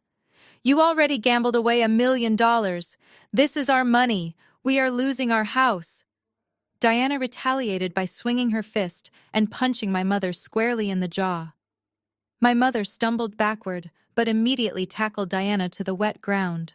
The two women rolled across the unforgiving concrete, screaming and pulling each other's hair, completely oblivious to the roaring jet engines and the flashing headlights of the approaching federal convoy.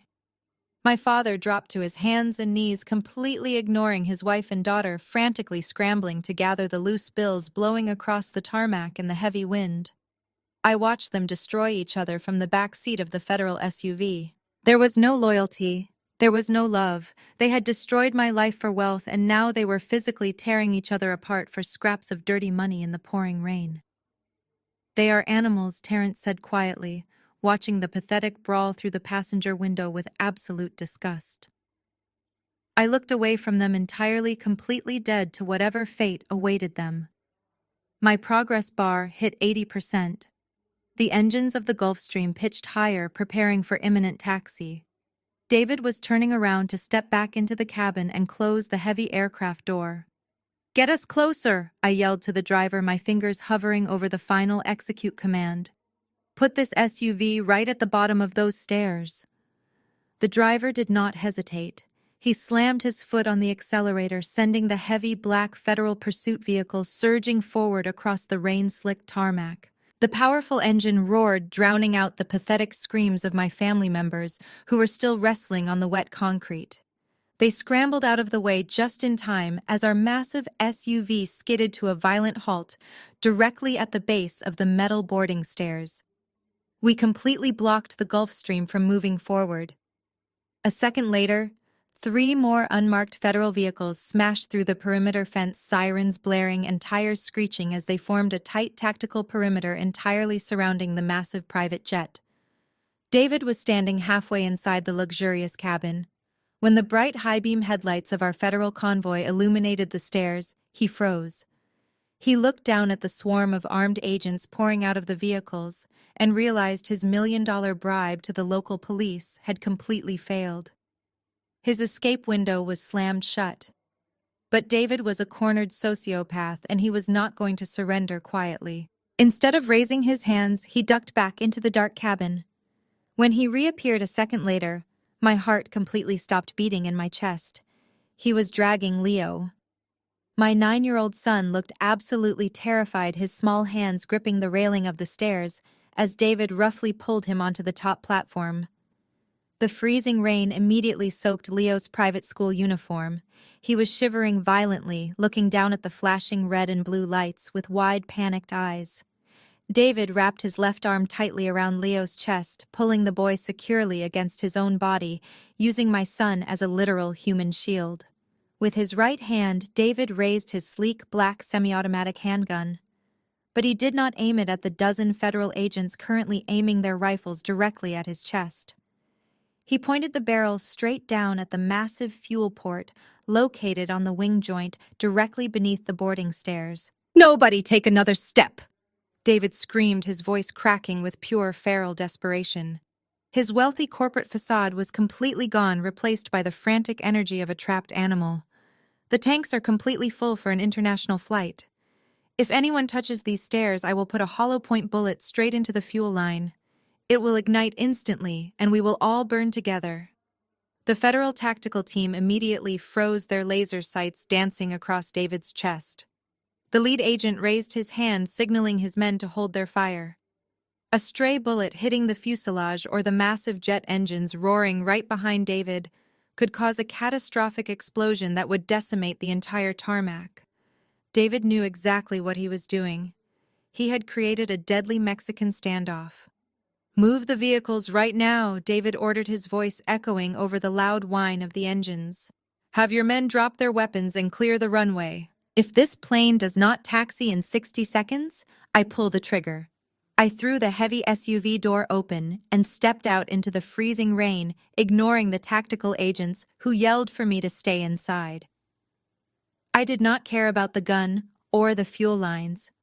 I only cared about the terrified little boy shivering at the top of the metal stairs. David let him go. I screamed, the freezing rain mixing with the hot tears streaming down my face. "Please look at him. He is your son. You cannot do this to him. Just let him walk down the stairs." David sneered, looking down at me with absolute toxic hatred. "He is not yours anymore, Megan," he shouted over the storm. "I built this life for us. I am not going to let you and your federal lapdogs take it away from me. We are leaving right now." Leo looked down at me, his small face pale and streaked with tears. He was trembling so hard I could see his shoulders shaking from the cold and the fear. "Mom," Leo whimpered, his small voice barely carrying over the deafening noise of the jet engines. He finally recognized me. The toxic brainwashing David had subjected him to for 5 years cracked under the sheer terror of the moment. He knew I was there to save him. Hearing him call me Mom for the first time in 5 agonizing years shattered whatever restraint I had left. I took a step toward the metal stairs, completely ignoring the loaded gun. Terrence grabbed my shoulder from behind, pulling me back forcefully against the side of the federal SUV. "Do not move, Megan," Terrence warned, his deep voice tense but entirely focused. "If you rush him, he will panic and pull that trigger. He is going to kill my son, Terrence." I sobbed, struggling against his iron grip. "We have to do something." Terrence looked at the glowing screen of the federal laptop still sitting securely on the back seat of the SUV. The progress bar for the wireless network injection was sitting at 98%. The brutal digital firewall of the Gulf Stream was finally collapsing under my brute force attack. "We are not going to rush him," Terrence said, his eyes locking onto the loading screen. "You are going to finish what you started. Ground that plane, Megan." I wiped the rain from my eyes and leaned back into the vehicle, pulling the laptop onto my knees. The standoff on the tarmac was perfectly frozen in a terrifying, lethal stalemate. The heavily armed federal agents held their positions. David kept his gun locked on the highly explosive fuel line, and Leo stood trapped in the middle of the nightmare. I placed my cold, trembling fingers back onto the keyboard. I was 2% away from executing the ultimate digital guillotine. I stared at the glowing laptop screen, my hands shaking with adrenaline and the biting cold. The progress bar for the network injection crawled agonizingly slowly. 98%. 99%. David was still screaming at the federal agents, demanding they clear the runway, but the lead tactical officer stood his ground, holding his rifle steady. The loud, deafening whine of the Gulfstream engines suddenly pitched higher, a clear indication that the corrupt pilot was preparing to push the throttles forward, despite the standoff. David looked back into the cabin and shouted a direct order. "Take off right now," he yelled. "Run them over if you have to, just get us in the air." He tightened his grip around Leo, causing my son to cry out in fresh panic. He pressed the barrel of the handgun closer to the fuel port on the wing. "I am warning you," David screamed at the federal agents, his eyes wide and completely unhinged. "If you do not move those vehicles, I am blowing this plane to pieces." The massive private jet shuddered slightly as the pilot disengaged the parking brakes. The massive tires began to inch forward on the wet concrete, entirely indifferent to the federal SUVs blocking its path. The tactical agents raised their weapons, bracing for an impossible choice between shooting a hostage taker and causing a catastrophic explosion. Then the progress bar on my screen finally hit 100%. A solid green box flashed across the terminal window. I was completely inside the jet's localized avionics network. The pilot might have had his hands on the physical throttles, but I now had absolute total control over the digital brain of the aircraft. I did not hesitate. I typed a rapid sequence of severe administrative commands directly into the engine management system. I initiated a forced catastrophic fault override. I instructed the digital computers to immediately sever the fuel flow to both massive turbine engines, simulating a dual-engine failure. I hit the enter key with so much force my finger ached. For a terrifying split second, absolutely nothing happened. The jet continued to roll forward, the engines roaring loudly over the freezing rain. Then the sound completely died.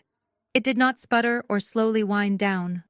The deafening roar of the massive turbines was instantly cut off, replaced by a high-pitched whining sound as the engines rapidly lost power and spun down into total silence. The heavy aircraft jerked forward abruptly and came to a dead stop, its nose gear resting just inches away from the bumper of our federal SUV. The interior cabin lights flickered and died, plunging the entire jet into darkness. David stumbled forward from the sudden deceleration, almost dropping his gun. He looked back into the dark cabin, absolute confusion washing over his face. "What happened?" he yelled furiously. "Turn the engines back on. We need to leave." I stepped out from the shelter of the SUV, the freezing rain instantly soaking my hair and clothes. I held the heavy federal laptop up high, holding it like a digital weapon. Terrence stepped out right behind me, his presence a silent wall of support. "They are not turning back on David," I shouted, my voice carrying easily across the sudden quiet of the tarmac. "Your pilot cannot help you. You thought you could bribe your way past the federal government, but you forgot that every modern aircraft is essentially a flying computer."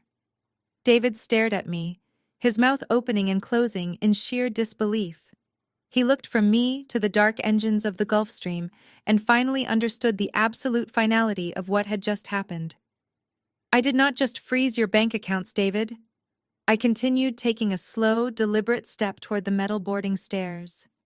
"I hacked the onboard avionics network.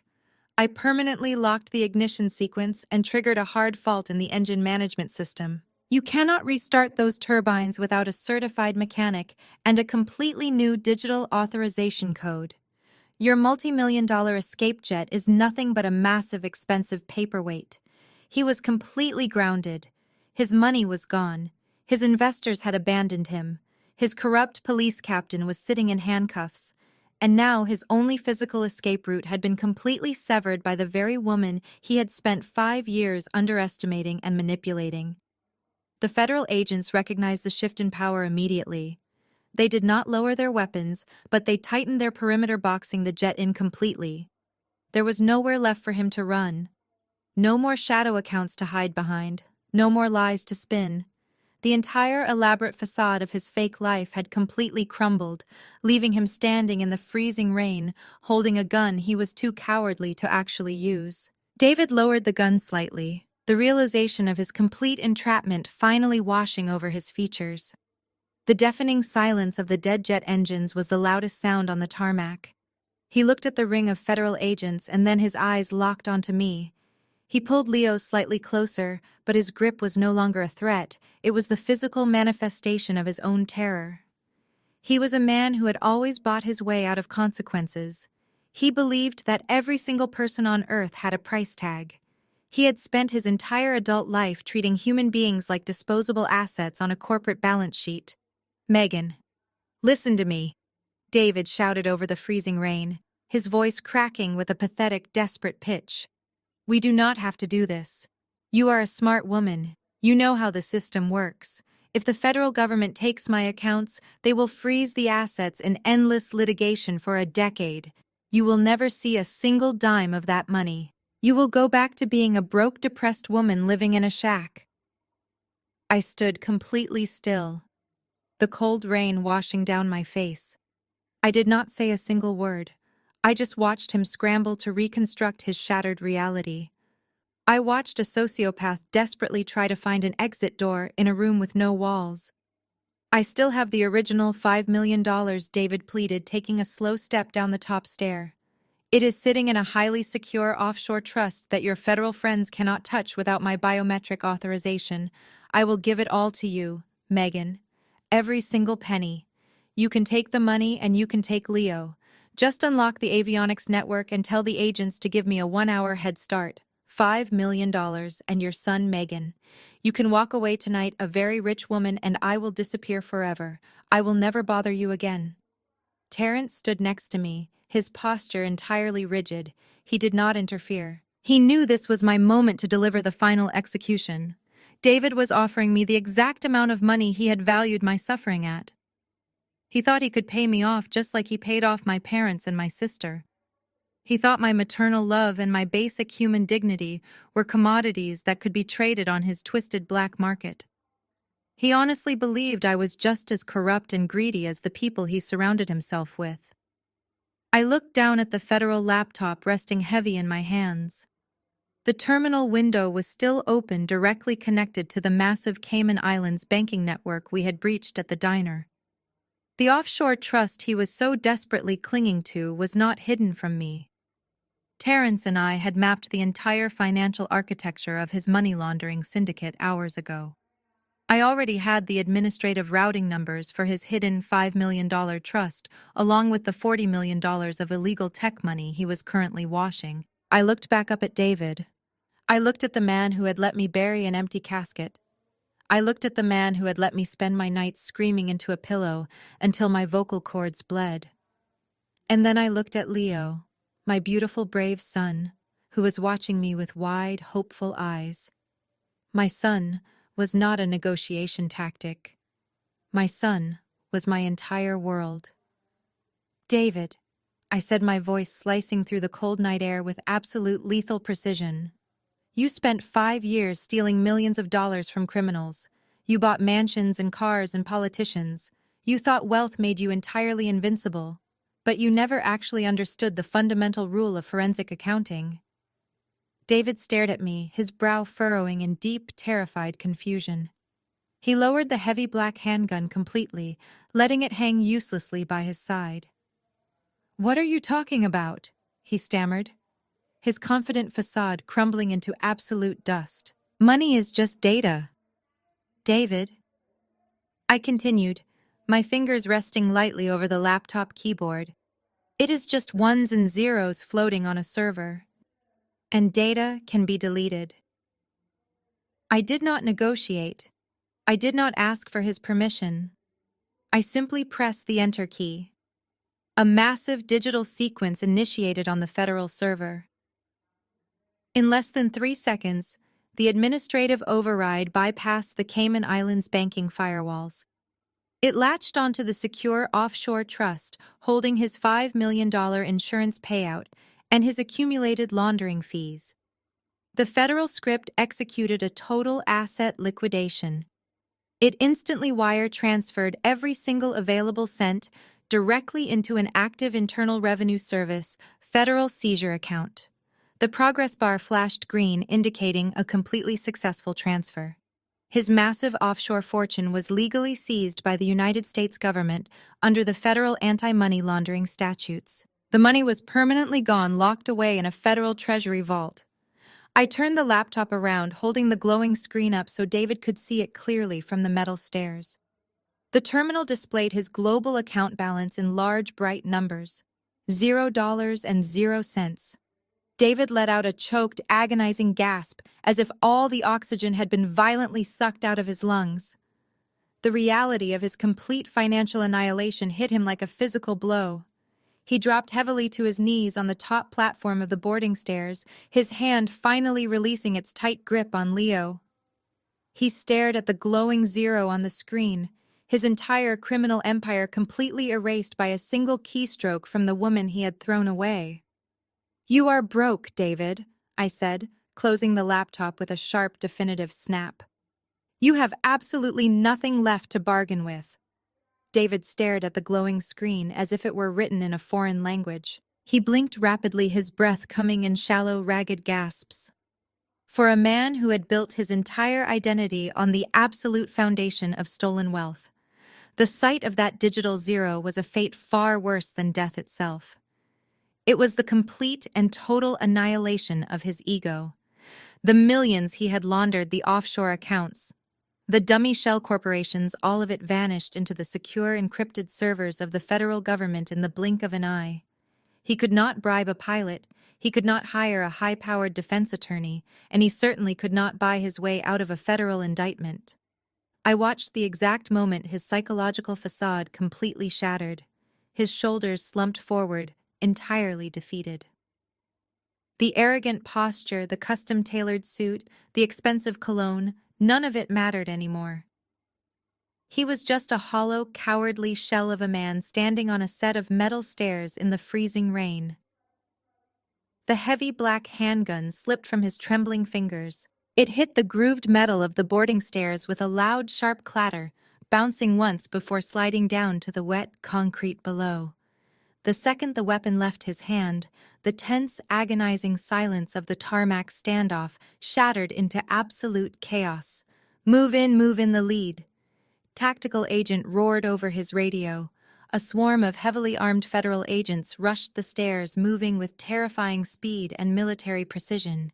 They did not give David a single second to reconsider his surrender or attempt another desperate negotiation.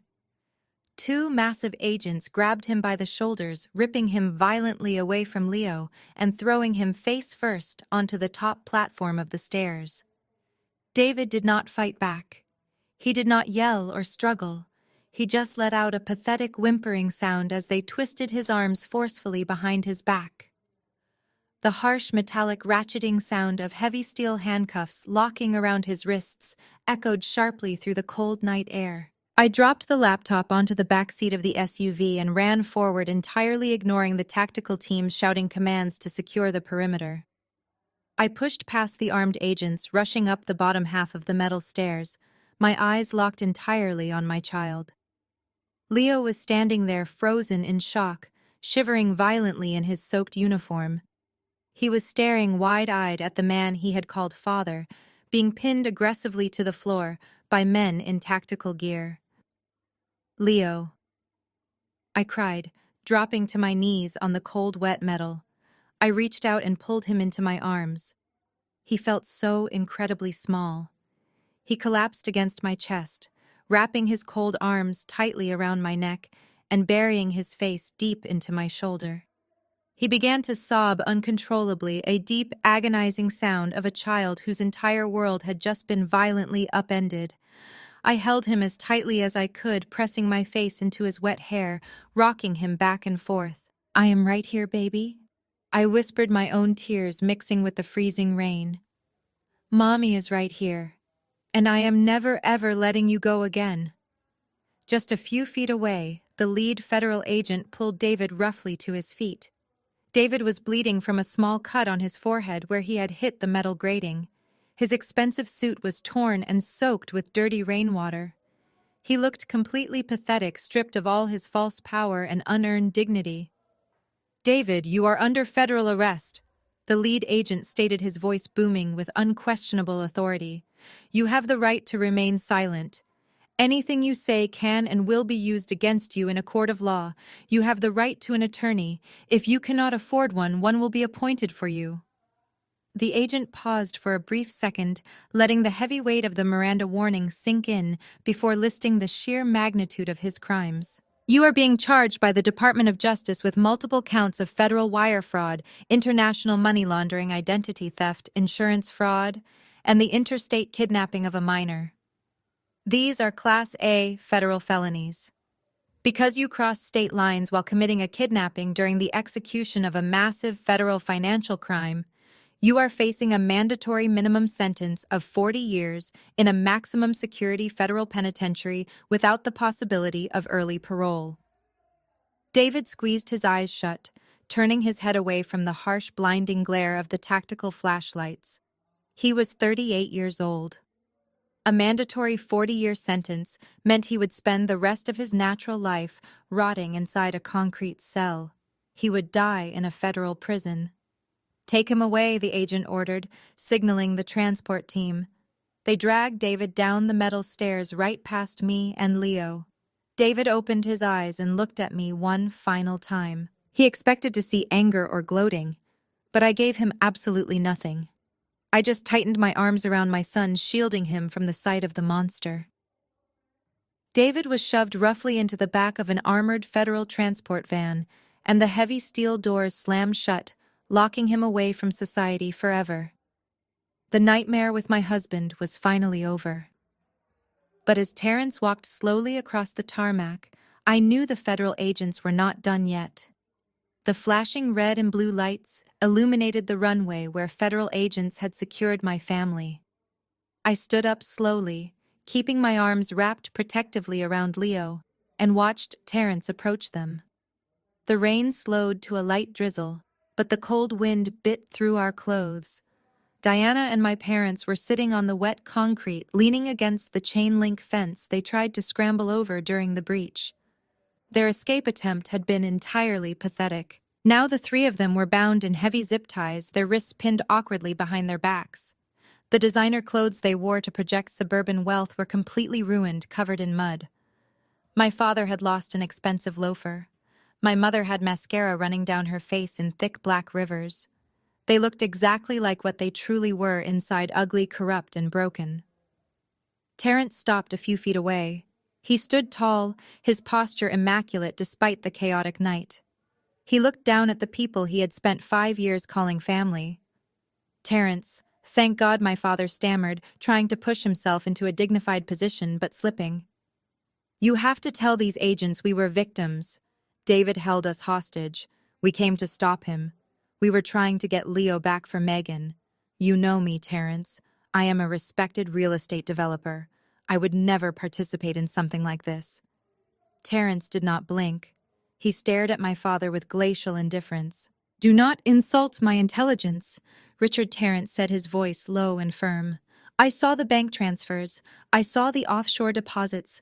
I saw you violently swing a golf club at my head to protect your blood money. You are a bankrupt criminal who sold his grandson to maintain a country club membership. You are going to face federal conspiracy and racketeering charges. You will lose the house, the cars, and every asset you possess." My mother began to sob loudly, a dramatic sound she reserved for getting her way at family functions. But there was no audience left to manipulate. Then Diana spoke up. She wriggled forward on the wet concrete, looking up at Terrence with wide, desperate eyes. Her blonde hair was matted to her face. "Terrence, please," she begged, her voice cracking. "I am your wife. We took vows. You promised to protect me. I only did it because I was scared. David threatened to ruin my life. I was terrified of him." Terrence looked at the woman he loved and shared a home with. For a brief second, I wondered if his iron resolve would crack. He was a man of deep faith, but Terrence valued truth and justice above all else. "You were not terrified of him, Diana." Terrence replied, his tone devoid of warmth. "You were terrified of losing your luxury lifestyle. You falsified medical records for $1 million and gambled it away while your sister grieved. You watched her cry every holiday, knowing her son was alive. There is no excuse for that level of evil." Diana let out a loud wail, struggling against the plastic cuffs. "But I love you, Terrence," she cried. "We can start over. I will testify against my parents. I will tell the government everything. Just please do not let them put me in prison." Terrence reached inside his soaked charcoal suit jacket. He pulled out a thick, folded stack of legal papers. The rain began to dot the crisp white pages, but Terrence did not care. He took a step forward and dropped the heavy stack directly onto Diana's lap. "Those are divorce papers," Terrence stated coldly. "I signed them this morning the moment I finished auditing your Cayman account. Our marriage is completely over." Diana stared down at the wet papers resting on her ruined coat. She shook her head frantically, tears pouring down her cheeks. "No, Terrence, you cannot do this to me," she pleaded. "I need a lawyer. I need you to help me find a good defense attorney." Terrence turned his back on her entirely. "My lawyer will contact your public defender," he said. He walked away, leaving her sobbing hysterically. The tactical agents moved in, pulling them forcefully to their feet and dragging them toward a transport vehicle. I watched them being shoved into the police van. I felt no pity or anger. The toxic roots that strangled my life for 34 years were finally ripped out of the ground. I was free. Terrence walked over to me and Leo. He placed a gentle hand on my shoulder. "It is over, Megan," he said quietly. "Let us take this boy home." "Boy." I looked down at Leo. "Yes," I replied, holding him tight. "Let us go home." We walked away from the flashing lights and the roaring federal vehicles. I did not look back at the grounded jet or the transport vans carrying the broken remnants of my toxic family. I simply held Leo's hand as Terrence guided us toward his unmarked vehicle. The drive back to the city was quiet, but it was not the heavy, suffocating silence I had grown so accustomed to over the past 5 years. It was the light, breathable silence of a war that had finally been won. Leo fell asleep leaning against my side, completely exhausted by the sheer trauma of the night. I wrapped my coat around his small shoulders, resting my chin on top of his head. For the first time in half a decade, I closed my own eyes and actually felt a profound sense of absolute peace. The nightmare was truly over. The legal fallout over the next few weeks was swift, public, and merciless. David pleaded guilty to all federal charges to avoid a lengthy trial that would have exposed the full depths of his cowardly actions. The federal judge showed zero leniency, handing down a 45-year sentence in a maximum security facility. He will be an old, forgotten man before he ever sees the outside of a concrete wall again. His fraudulent empire was seized, dismantled, and auctioned off by the government. My parents and Diana faced an equally brutal reality. They were formally indicted on severe federal conspiracy charges. Without David's dirty money to pay for high-powered defense attorneys, they were forced to rely on overworked public defenders. The bank foreclosed on their pristine colonial estate. The luxury cars, the country club memberships, and their elite standing in the suburban community vanished overnight. They are currently awaiting trial from separate county jail cells, completely bankrupt and entirely alone, turning on each other to secure plea deals. 2 months have passed since that freezing night on the tarmac. This morning the sun is shining brightly through the large bay windows of my new home. I used the money from my grandmother's estate, which remained untouched and legally mine, to purchase a beautiful house in a quiet, secure neighborhood just outside of Seattle. I am standing in my spacious kitchen pouring a fresh cup of black coffee when the front door opens. Terrence walks in carrying a white bakery box filled with fresh pastries. Since the night we brought David down, Terrence has become the only real family I have left. He officially finalized his divorce from Diana last week, completely cutting off any remaining ties to her toxic existence. He is a constant, steady presence in our lives. He helps Leo with his math homework and treats him with the quiet, respectful guidance my son desperately needs right now. We sit together at the granite kitchen island, drinking our coffee and looking out through the sliding glass patio doors. Leo is running across the green grass in the backyard, chasing a golden retriever puppy we adopted just a few days ago. His bright, unburdened laughter echoes clearly through the open window. It is the most beautiful sound in the entire world. The dark psychological shadows David cast over his mind are slowly fading, replaced by the pure joy of a child who finally feels completely safe. The federal government officially restored my legal custody and fully cleared my name of any associated fraud. I am launching my own independent forensic accounting firm next month, specializing in tracking hidden assets for domestic abuse survivors. I look at Terrence smiling warmly and then turn my gaze back out to my son playing in the sun. People always say that living well is the best revenge, but they are wrong. Taking back exactly what belongs to you, destroying the monsters who tried to break your spirit, and building a beautiful new life on the ashes of their greed is the ultimate sweet revenge. I survived the absolute worst betrayal imaginable, and I came out stronger, wealthier, and entirely unbreakable. Have you ever had to cut off toxic family members to protect your own peace and sanity? How did you find the strength to walk away and rebuild your life? I would love to hear your personal stories of triumph and survival in the comments section below. If my journey resonated with you today, please hit the like button and subscribe to my channel for more stories about overcoming betrayal and finding true justice. Share this video with anyone who might need a reminder that no matter how dark things get, you always have the power to fight back. Thank you so much for listening to my story. Remember, your worth is never defined by the people who failed to love you. It is defined by the strength you find when you choose to love yourself. The harrowing journey of Megan teaches us a profound and often painful lesson. Biology does not automatically equate to loyalty, and true family is built on a foundation of mutual respect, not shared DNA. In the story, the people who were supposed to protect Megan, her parents, her sister, and her husband, were the very architects of her deepest trauma. They willingly traded her sanity and her child for financial security and suburban social status. This forces us to confront the uncomfortable reality that sometimes the most toxic environments we will ever face are hidden right behind the pristine front doors of our own childhood homes. However, the ultimate takeaway is not about the devastation of betrayal. It is about the extraordinary power of reclaiming your own narrative and defining your own worth. Megan did not allow her grief to permanently paralyze her. When she discovered the horrifying truth, she weaponized her own intelligence and professional skills to completely dismantle the criminal empire built on her suffering.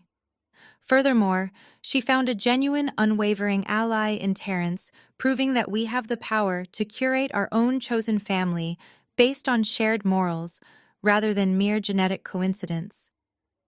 When the people who are supposed to love you unconditionally choose to view you as collateral damage, you must find the courage to walk away without guilt. You are never obligated to offer your forgiveness to those who repeatedly choose their own greed over your basic well-being. Setting ironclad boundaries is not an act of malice, it is an act of profound self-preservation. Megan's triumph reminds us that you can always rebuild your life as long as you refuse to let your abusers dictate your value.